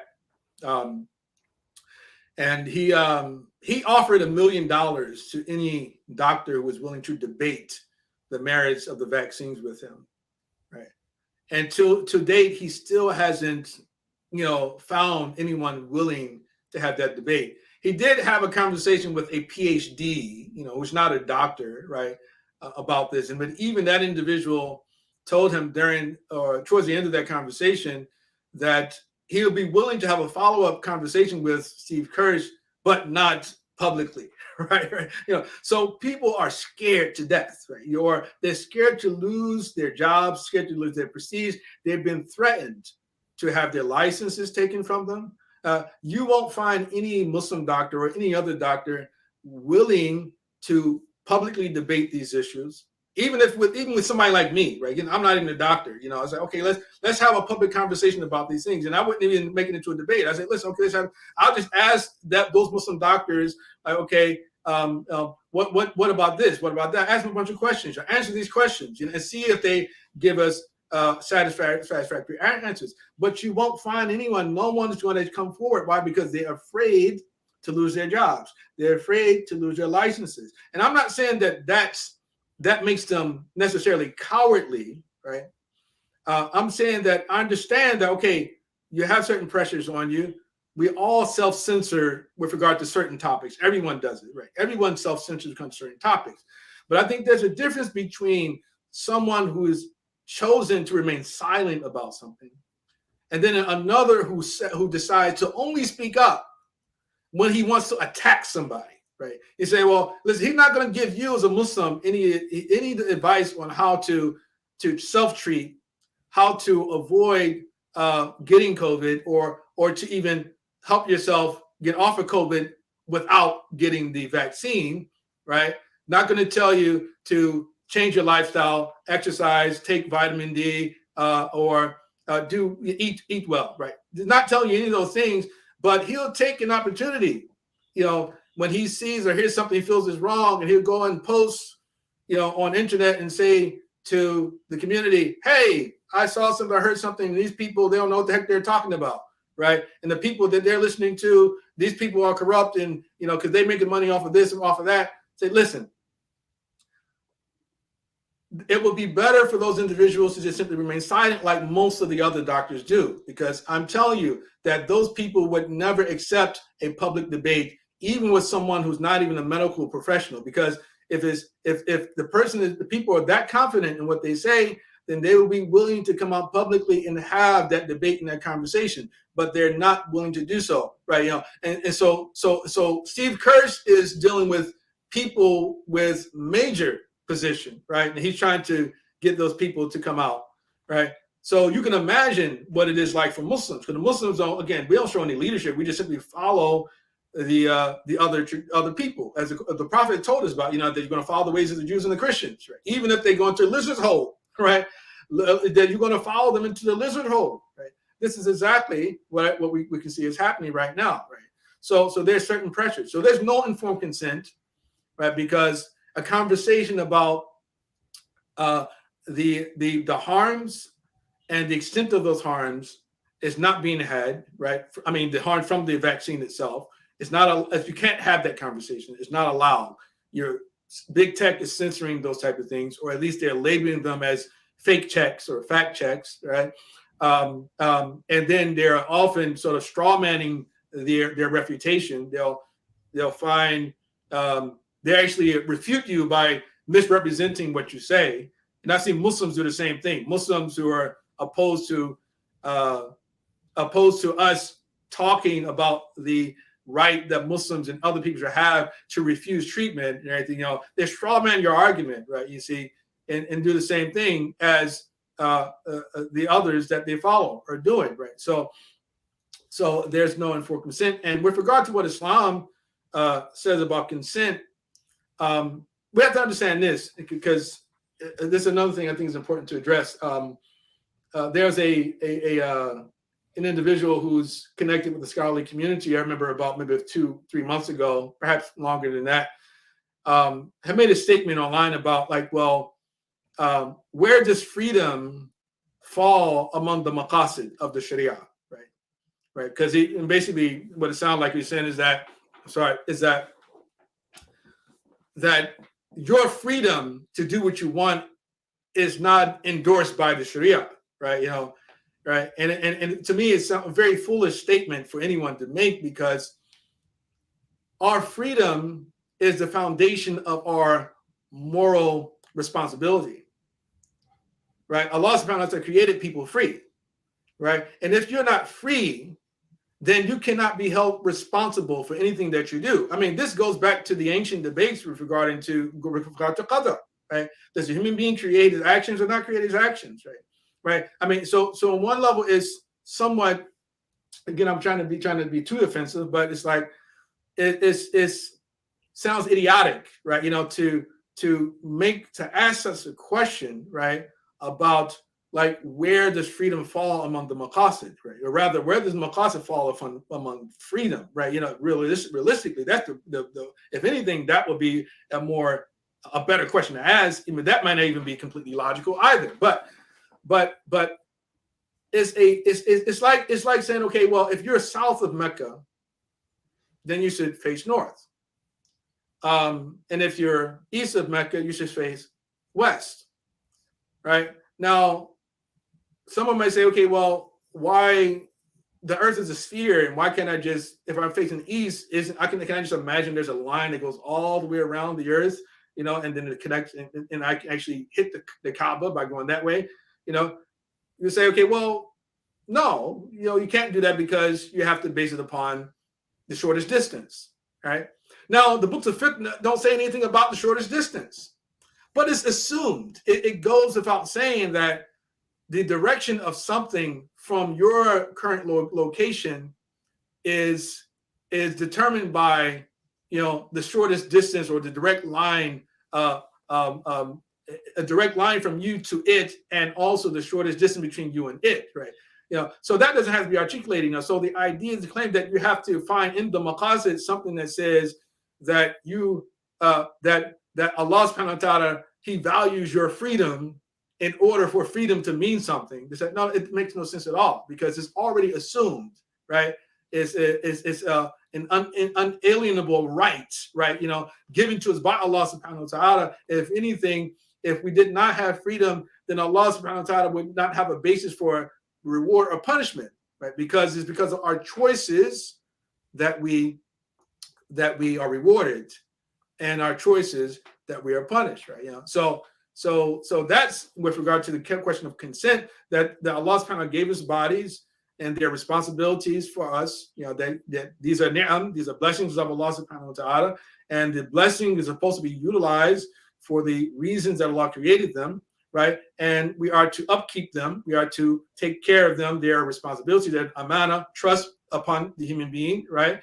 And for the main reason, we're not allowed to take our own lives. We're not allowed to kill ourselves, right? Right? And so when someone comes from the outside and says that, hey, I get to do with your body whatever I want to do, I said, no, you don't. No, you don't have the Prophet, the man came to the Prophet and asked him, Ya Rasulullah, what if somebody wanted to take my property? So we're talking about property. We're not even talking about your life, your physical person. He said, you want to take my property? The Prophet says, don't give him your property.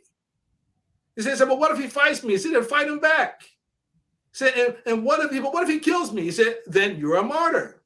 He said, well, what if I kill him? He said, then he's in the fire. Right. So as the Prophet's telling us, listen, that's perfect. You protect your property. You tell me that your body is less value than your property, right? So every person has the right to do with your body what they want to do, and you don't have the right to use your body what you want to do with it. Come on, man, it makes no sense at all. So I would be interested in hearing someone articulate the argument against informed consent and for mandates. But you mentioned, I mean, what would a Muslim doctor or jurist who's pro-vaccine, what would they have to fear if they're arguing for the narrative? How could that jeopardize their career? Well, again, it jeopardizes it in that they could lose their license because they're not saying what the establishment wants them to say, right? And they've been told that in so many words that you can't, if you're guilty of spreading misinformation, right, then your license could be taken from you, right? You think of somebody like Dr. Peter McCullough, for instance, and I'm not saying that he's right about everything, but Dr. Peter McCullough recently came out that he spent in excess of $100,000 so far in litigation fees trying to keep his medical license, right? Because why? He's gone against the grain. He's not embracing Fauci's narrative, right? And the other people that support Fauci, the Pfizer people, Moderna, all these other people, right? So you get deplatformed, or you get fired, or you get your license taken from you. This is what people are risking. And doctors I've spoken to in private about many of these things, one in particular who wanted me to sign into a fatwa, or at least issued some type of fatwa, was in support of forced vaccination, right? He had to admit that, when I make the points that I'm making, he had to surrender. Okay, well, hey, I really can't argue with that, right? You see, but still he had his mission. He was on this mission, right? And I'm just like, well, why are you willing to die on that hill, right? Why is it that hill for you to die on, right? I don't get it. It's like, you have to convince me first. Why would I accept or accept this idea that Muslims should be, should embrace the idea, embrace a forced vaccination, right? There's, again, anecdotally too, there's a sister recently who contacted me. Her husband died about like 2005. He had myocarditis, and he was an athlete. He died of myocarditis, and he died of that. And so she was left to raise her son by herself. Later on, her son developed similar condition. He's also an athlete. He's a swimmer. Once they started to mandate the vaccine, they told, his job that, well, because he's a lifeguard, said, no, I can't do it. I'm not going to do it. And the mom was insistent as well. Said, no, I don't know what's going to happen to my son if they give him this vaccine or this jab. So they fired him. As a result of that, mom, who's already, working, right, prior to him starting to work, she's the only source of income, right? So now her job is being threatened too. She's been told, if you don't get the vaccine, then you're going to be let go as well, right? So I'm just like, listen, why would you support anything that puts someone in a position like that? And all this talk about, well, nobody's forcing them to do anything. There's a choice. Listen, you don't have to work there. It's one of the stupidest arguments that I've ever heard, right? This idea that, listen, the doctors are not speaking because their livelihood is being threatened, right? Why can't, and because they know that if they were to speak, that, and they would be fired, it would be because of duress, right? Right? These people are under duress, right? But they're willing to show courage and fight and say, you know what? No, I'm not just going to lie down for this, right? And I get listen, I've written about 100, personal religious exemption letters myself, right, on behalf of Muslims, right? Many of them from Canada, right? And Canada is one of the worst places for this, right? And it hurts my heart when I see people have their letters rejected, right, based upon some so-called claim that, well, most of the Muslim organizations in this country are in favor of vaccination. I say, so what? Who cares? This person disagrees with them, right? Or them to say, it should come from an institution, not from an individual scholar. I say, well, that makes no sense either, right? You see, but Muslims, unfortunately, are on the side of the tyrants when it comes to this. You're on the wrong side of history, right? You're on the side of the tyrant. You're not on the side of the people working in the best interest of society, right? You're working on the side of those people who are working to the detriment of society, right? You're not, and again, this is not about saying that it's haram to get jabbed. Some people have that opinion. They do, right? They do have that opinion. There's some fatwas that do exist. It's haram to get jabbed until further information comes out, right?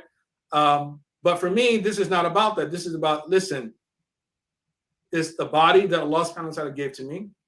It is amana. And I don't believe I need this particular fluid inside of my body, nor inside of my body of my children.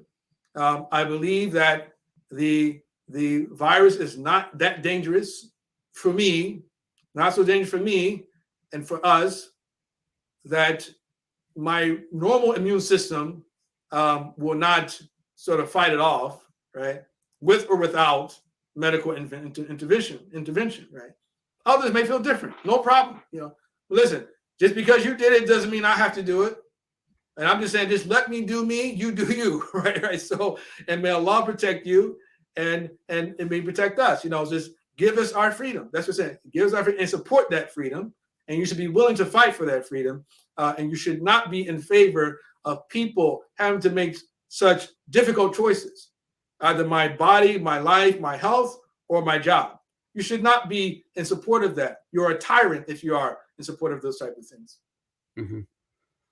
Well, we would be happy to have anyone on the show who wants to make the case for the current pandemic policy or the vaccines or the mandates. We don't have, Steve Kirsch money to bring people on, but we're welcome to have you on. You can send us an email at questions@balancingtheconversation.com. Inshallah, we can, schedule you in. Talking about the exemptions, the Pope, I think this past summer said that getting the vaccine is an act of love. From what we know about the teachings of Isa alayhi salam, is there any evidence that he would support taking the mRNA injections? Yeah, well, we're Muslims, and the Catholics are the ones that have to deal with their Pope. Unfortunately, I mean, this particular Pope seems to be very much in favor of the Great Reset and the vaccination campaign, from many different pronouncements. And actually, within the Catholic Church, there is some controversy. I've seen bishops actually do videos in response and refutation of the Pope, right? In particular, on the topic of vaccination, and accuse him of supporting the satanic order, right? I don't have any reason to believe that Isa bin Maryam alayhi salam would support or consider getting vaccinated in act of love, unless, like perhaps the Pope, that he's under the assumption that the vaccines are the only way out of the crisis, right? And that's what it seems that this particular, if you can call it a fatwa, for the Catholic Church, and that's what it seems that is based upon. Is that same assumption that many of the fatwas that came from Muslim organizations was based upon, right? That again, COVID is a death sentence for the vast majority of people, and the only cure for COVID available are the vaccines, right? And there's no other way around, right? So for that reason, everybody should be vaccinated, even if you don't want to be vaccinated. And it's a big mistake for them to make, to go this way, because it's very clear that many people never get vaccinated, never even get the alternative treatments. They get COVID and they recover. Some people recover through the early treatment methods, right? That are made available to them, right? Wherever those places are, right? Because we know certain places are not allowing the population to get access to those alternative treatments, that are believed to work, like ivermectin, hydroxychloroquine, things like that. But again, I don't believe there's any basis for. I'll put it like this: the judgment you make is it results from the way that you conceive of reality, right? So if you assume reality to be one thing, and then you're going to judge it on that basis. And I think that this is simply what happens here with the Pope. Is that he's like, hey, well, the vaccines save lives, right? And so it's an act of love to save lives. So it makes sense that way. But you don't go from is an act of love and it's okay to be jabbed to you have to get jabbed. Because the Pope said it's okay to be jabbed, everyone must be jabbed. Now, again, that's really the jump that's being made quite often. All these Muslim organizations are in favor of the jab, therefore you must be jabbed. Or all these Muslims organizations say it's okay for you to be jabbed, therefore you must be jabbed. No, that's not the way our law works. It doesn't work that way. Mhm. Right. Well, I And think then it goes back to let me make a couple other points again, because there's some points I want to make too about the nature of Islamic law, because there are those who say that when we think about the question of being vaccinated or you getting the jab, that the only thing you consider should be whether or not we consider like the ingredients that exist in the vaccine, um, um, and then perhaps the issue of freedom.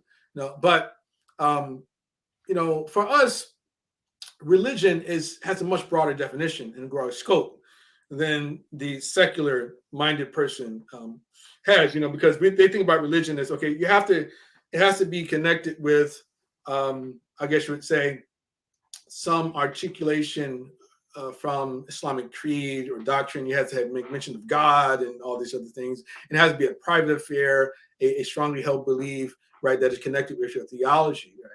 But Islamic law, right, or Islam, we would say, doesn't have this separation between church and state, right? Meaning that every human action has a moral value, right? Everything that we do has a moral value assigned to it, right? And what that means is that even in politics or economics, right, a judgment or an action done by an economist or a politician in their field has an Islamic value or a moral value assigned to it. Halal, haram, makruh, masnoon. I mean, everything has a judgment assigned to it, right? Right. So when we start talking about informed consent, is a religious concept, not just a secular concept. Fear of harm is a religious, not only a secular consideration, right? Even when I'm talking about the potential harm from the vaccine, they say, no, you can't talk about the science or whatever. No. I'm talking, this is religious to me. This is not just scientific, secular. No, this is religious to me because that fear is endorsed by my religion. That consideration of harm is endorsed by my religion. The matters of doubt, do what is avoid what is cause you doubt. That avoid what causes you doubt for what does not cause you doubt, right?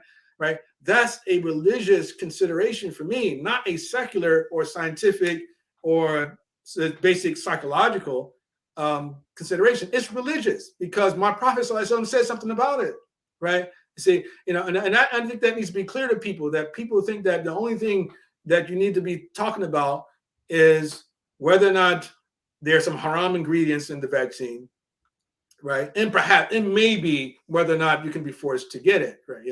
Because compulsion, that's a religious concern, even if you say this is a civil issue, right? I'm sorry for getting y'all saying. I just wanted to make sure I get these things out. No problem.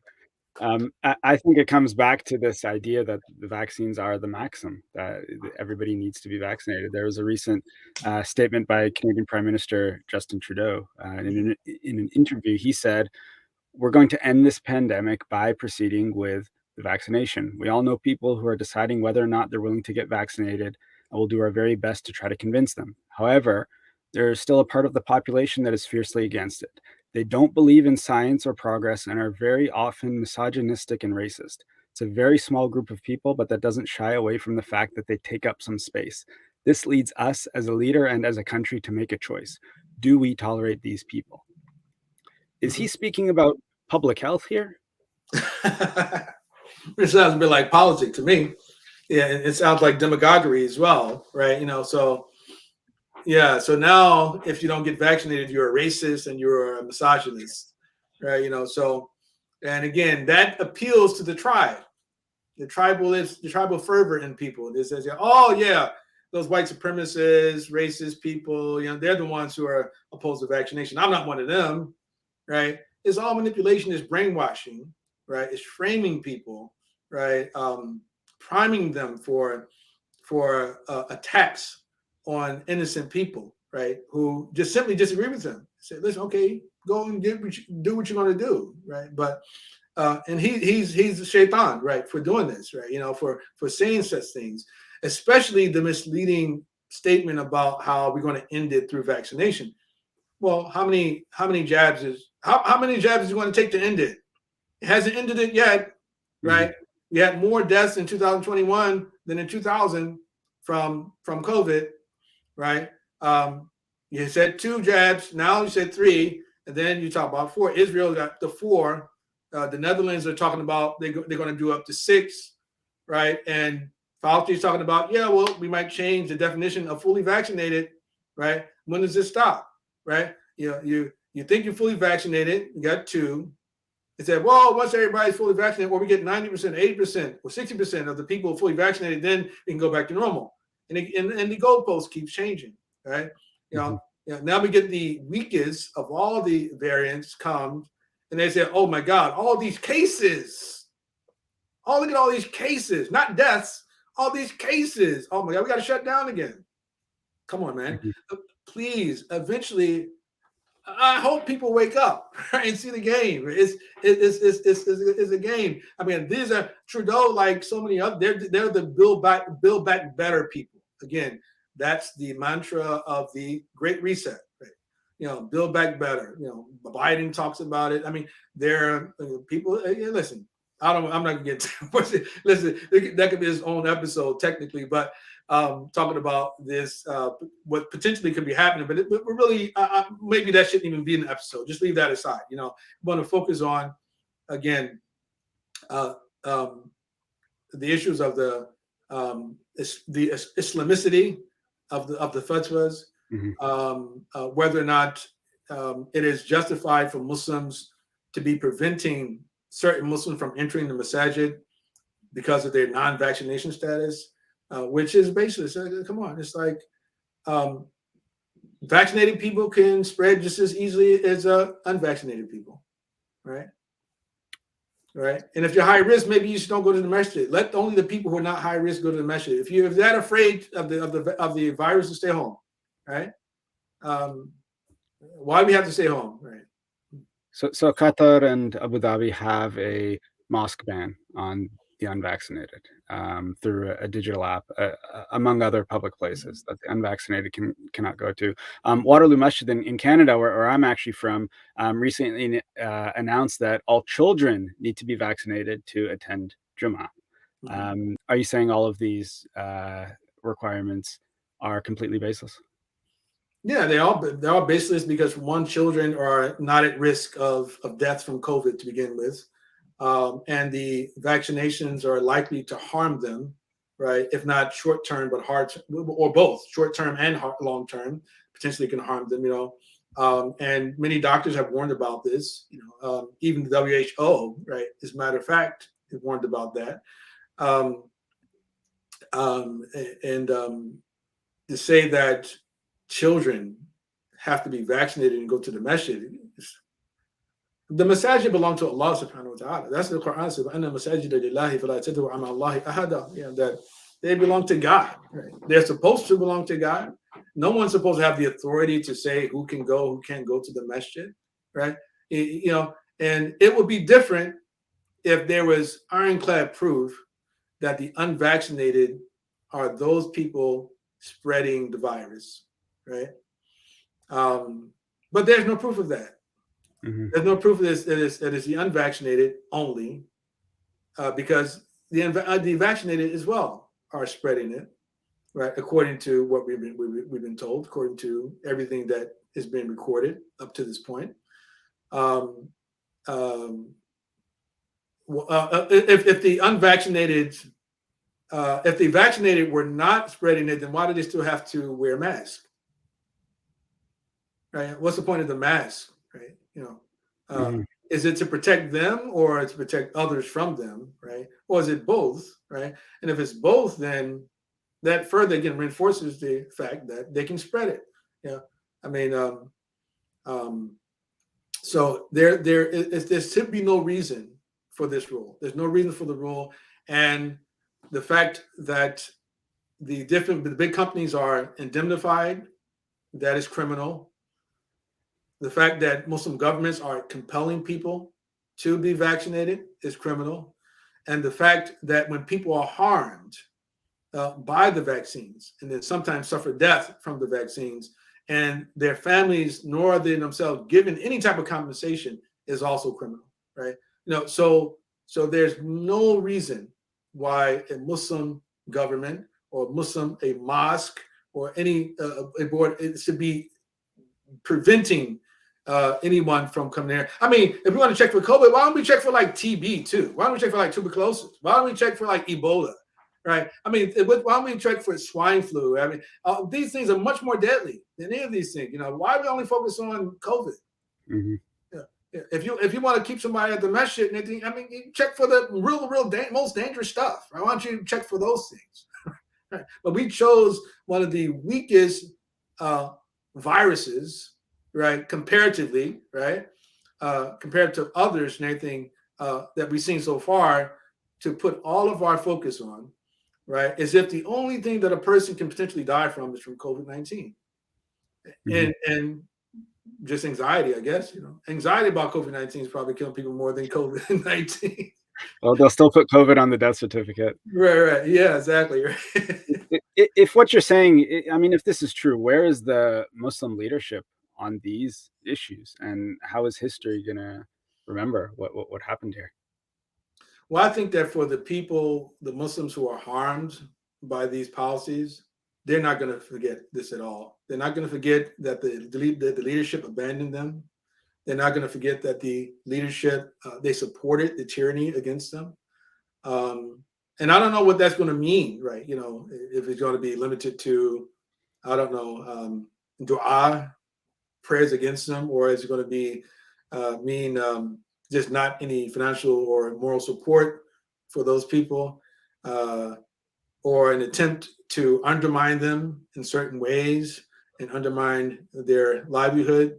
I don't know what that would, but I'm certain that all of these Muslims who, especially those from Canada, who've been reaching out to me over and over and over, trying to get some relief, that they're going to remember, right, that their leadership, that they turned their back on them, and all the people who are being denied access to the masajid, they're not going to forget, that the imams and the board members of those masajid who actually came up with these policies, just simply based upon fear, not based upon any proper research of anything, or just simply following the advice of some doctors in the masjid, right, or out of the fear that those people will stop donating to the masjid. Which is really, I find that to be, ironic, in that you have people who run the masajid who don't believe that Allah is the provider. They invite people to the masajid who speak about how you shouldn't fear your provision. Mm-hmm. But the very people who invite the individuals who bring that message don't believe it themselves, right? So they make decisions on the basis of their fears that certain people, certain members of the community, will cut off their sustenance, right? And if you're in that position and that's the way you feel, in my opinion, you're unfit to be a board member, and you should quit today. Right? And you should allow someone else who actually has deep faith in Allah subhanahu wa ta'ala, right? Who believes that Allah will provide. As we say, to hell with that person who doesn't want to give anymore because we don't conform to his opinion, right? We don't need his money. We want money from people who don't attach strings to them, right? Who are doing it for Allah subhanahu wa ta'ala. They're not doing it for a favor given to us. They're doing it because they believe that the masjid is an important place for people to gather and to come to remember Allah and to learn about his messenger, alayhi salatu wasalam, right? And to enliven the human spirit. Those are the type of people that we want to be members of masjid boards, right? To make those type of decisions, right? But until that day, the status quo is going to remain like this, right? So I think that that's the dilemma that we have right now when it comes to leadership. Again, and there are a lot of Muslims who are not going to forget, right, what is being done to them right now. Mhm.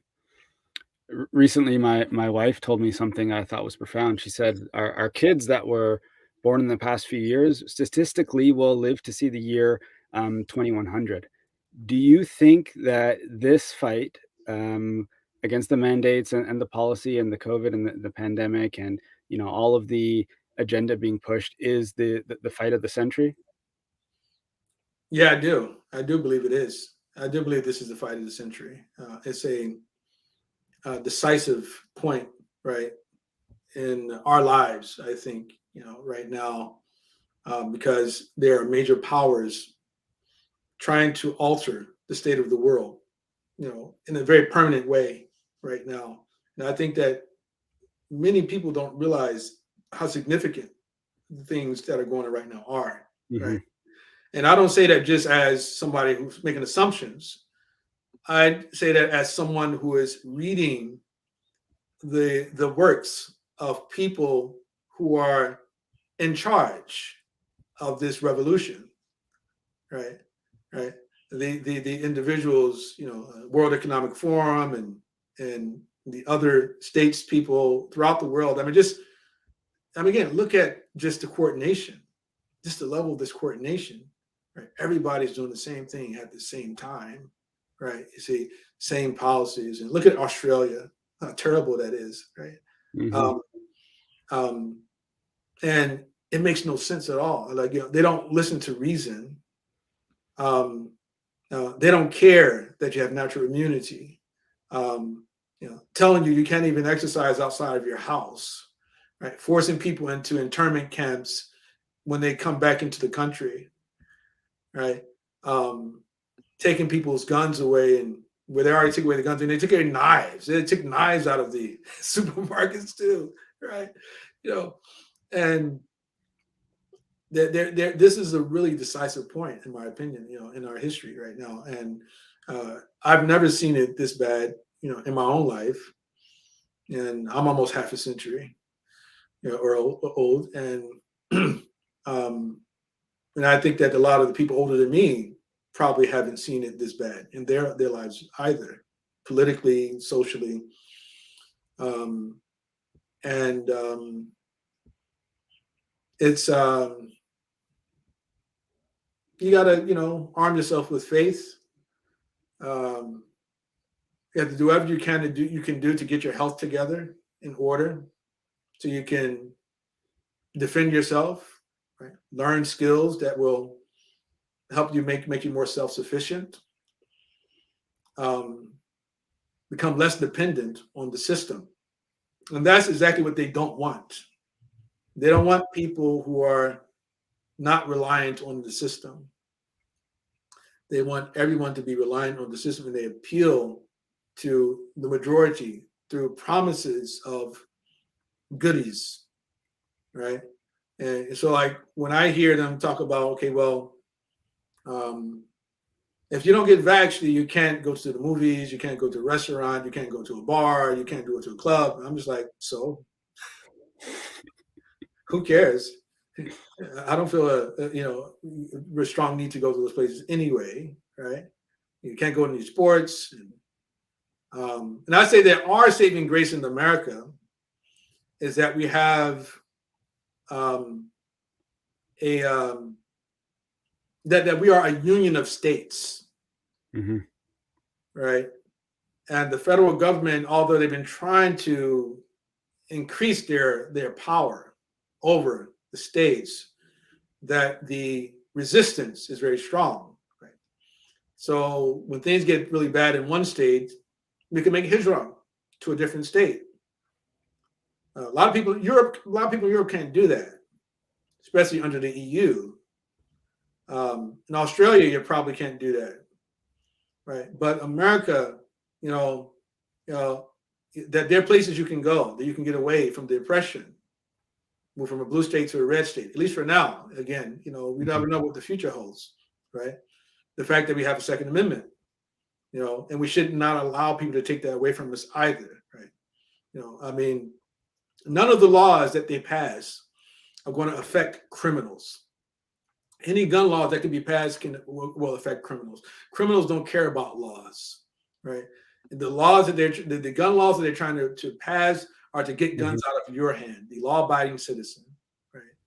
Right. And if they do that, then you won't have any protection from the criminals. The only people who have criminals will be the cops and the criminals. That's it.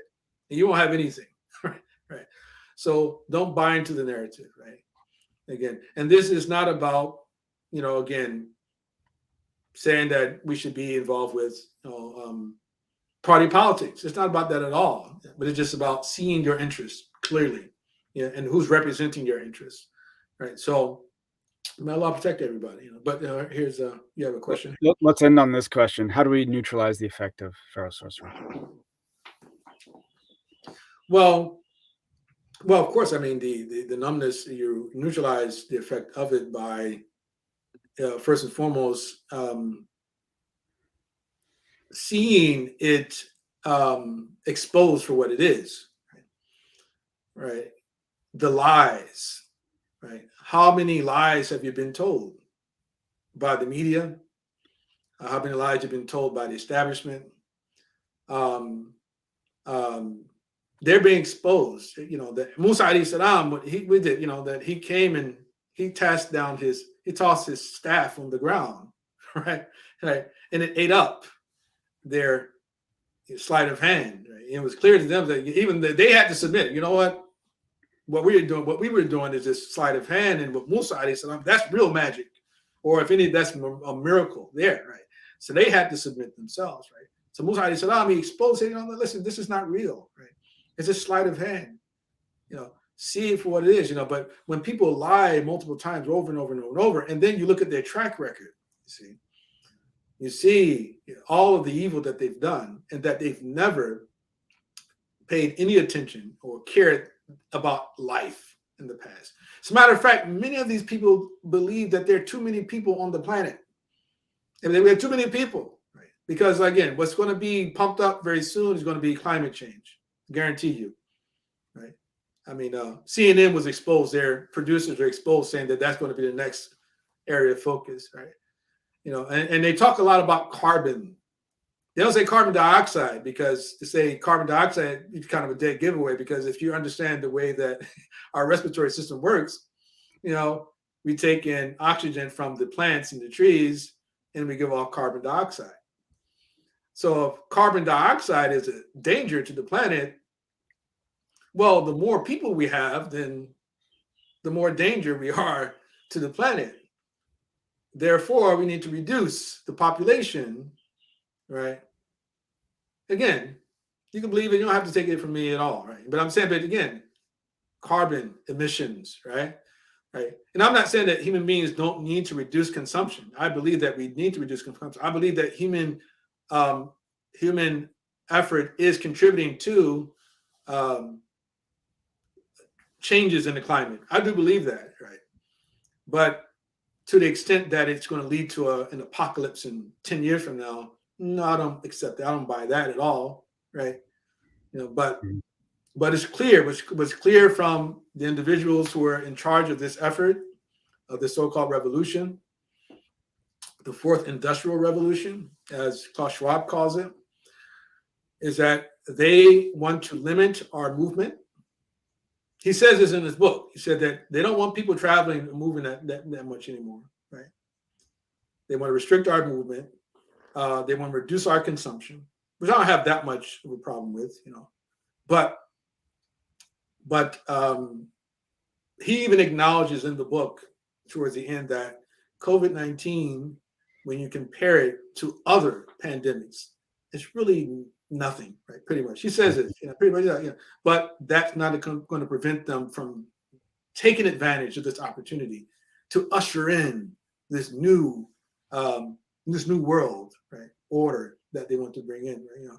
And so if nothing, if there's anything that explains why they continue to insist upon all of these things, even though they make no sense, the best explanation is that, in my opinion, is because they're trying to change the world, the whole economic system, among other things, right? And this is what they say. it's not what I say. I didn't just make it up, but this is what they say, right? And they've been planning this for some time, right? So may Allah subhanahu wa ta'ala protect everyone. I know who's been talking for a long time, but alhamdulillah, it's been good. It's been good. And what's interesting about the story with Pharaoh is that it was actually the magicians who saw the truth and then flipped their Right. support. So no matter how dire the situation is, there always is hope, right? Yeah, yeah. Yeah, and you see that some of the, there was a rajulun mu'minun min ali fir'aun. There was a man who was a believer, a secretly believer among the people of Pharaoh as well, right? Right. Yeah. So you have that man there. You have, people defecting. You see people from the media defecting, right? As well. Meet people from the FBI defecting, like you have Project Veritas and exposing again a lot of these things happening. So these were people. They were the sorcerer. They were the image makers. They were the they were the people using the sleight of hand. They were part of the system now, but some of them reach a point where they get either thrown aside, casted aside, or they develop some type of guilt, right, about the situation, and they want to make things right. Many of these reporters, they get paid. These people we see on TV, they're not really reporters, but these CIA and other like agents, provocateurs and tools, I would say, and there's some evidence of some of this with some of those people, but some they get paid tens of thousands of dollars per day, right? Per day, $30,000 in one day, right? To be on TV and spread misinformation and to lie to the people, right? They sell their souls, right? Many of these people, they get paid big bucks, right? And one day more than some people, many people actually make in a year, right? Right. The median income in the U.S. is like 55,000, I think it is, right? The average, that's the median income, 55,000. These people are making 2 days what most Americans would make in a year, right? So it's a lot of money to be made, and a lot of money is being made. So we had the vaccines, the second shot, first shot, booster shot. You can have another shot. Everybody, they get the ching, ching, ching. There's money every time that happens. And then the mask, and you have the N95 now. They're emphasizing the N95 mask. You make money off of that. Then they're gonna come out with the pills. They're gonna say, these are COVID pills. You can take them at home, and instead of you taking ivermectin, they make a concoction similar to that, and then they sell it because they can patent it. They can't patent ivermectin, so they tell you ivermectin is horse pill, right? Again, you don't have to take ivermectin either. Just listen, it's, like I said, friends I know, they didn't take anything special, anything out of the ordinary, and they recovered from COVID, right? So, but people are making loads of money, right? And they're going to keep making loads of money, and they can do it without impunity. If they hurt you, if they kill you, they won't be held accountable at all, right? So, and again, it's not to say that the vaccines are more dangerous than they are safe. We don't know that yet. We don't know, right? Because it's going to take some time. We don't know where you're going to be 5 years, 10 years from now, because that may be when you find out.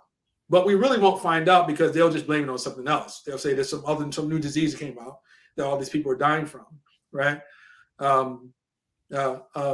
But it's just to say that people should have the choice. If I want to get it, get it. If I don't want to get it, I don't have to get it, right? But you're trying to tell me that all of this, is necessary in order for me to protect myself from something that I really don't need protection from. Absolutely. We have a lot of questions on escaping the mandates. Unfortunately, we won't have a chance to get through them today. If we didn't have a chance to get to your question, don't worry. We do actually record them all and factor them into future episodes. Join our brand new Telegram channel, where we'll have content like this and inshallah some new content on there too. Shaykh Abdullah, we're definitely going to have you back again sometime in the future to continue this conversation. Inshallah. Thank you, Salim. I appreciate it. Jazakallah khair for the time. No problem. You take care. All right. Assalamu alaikum. Thanks.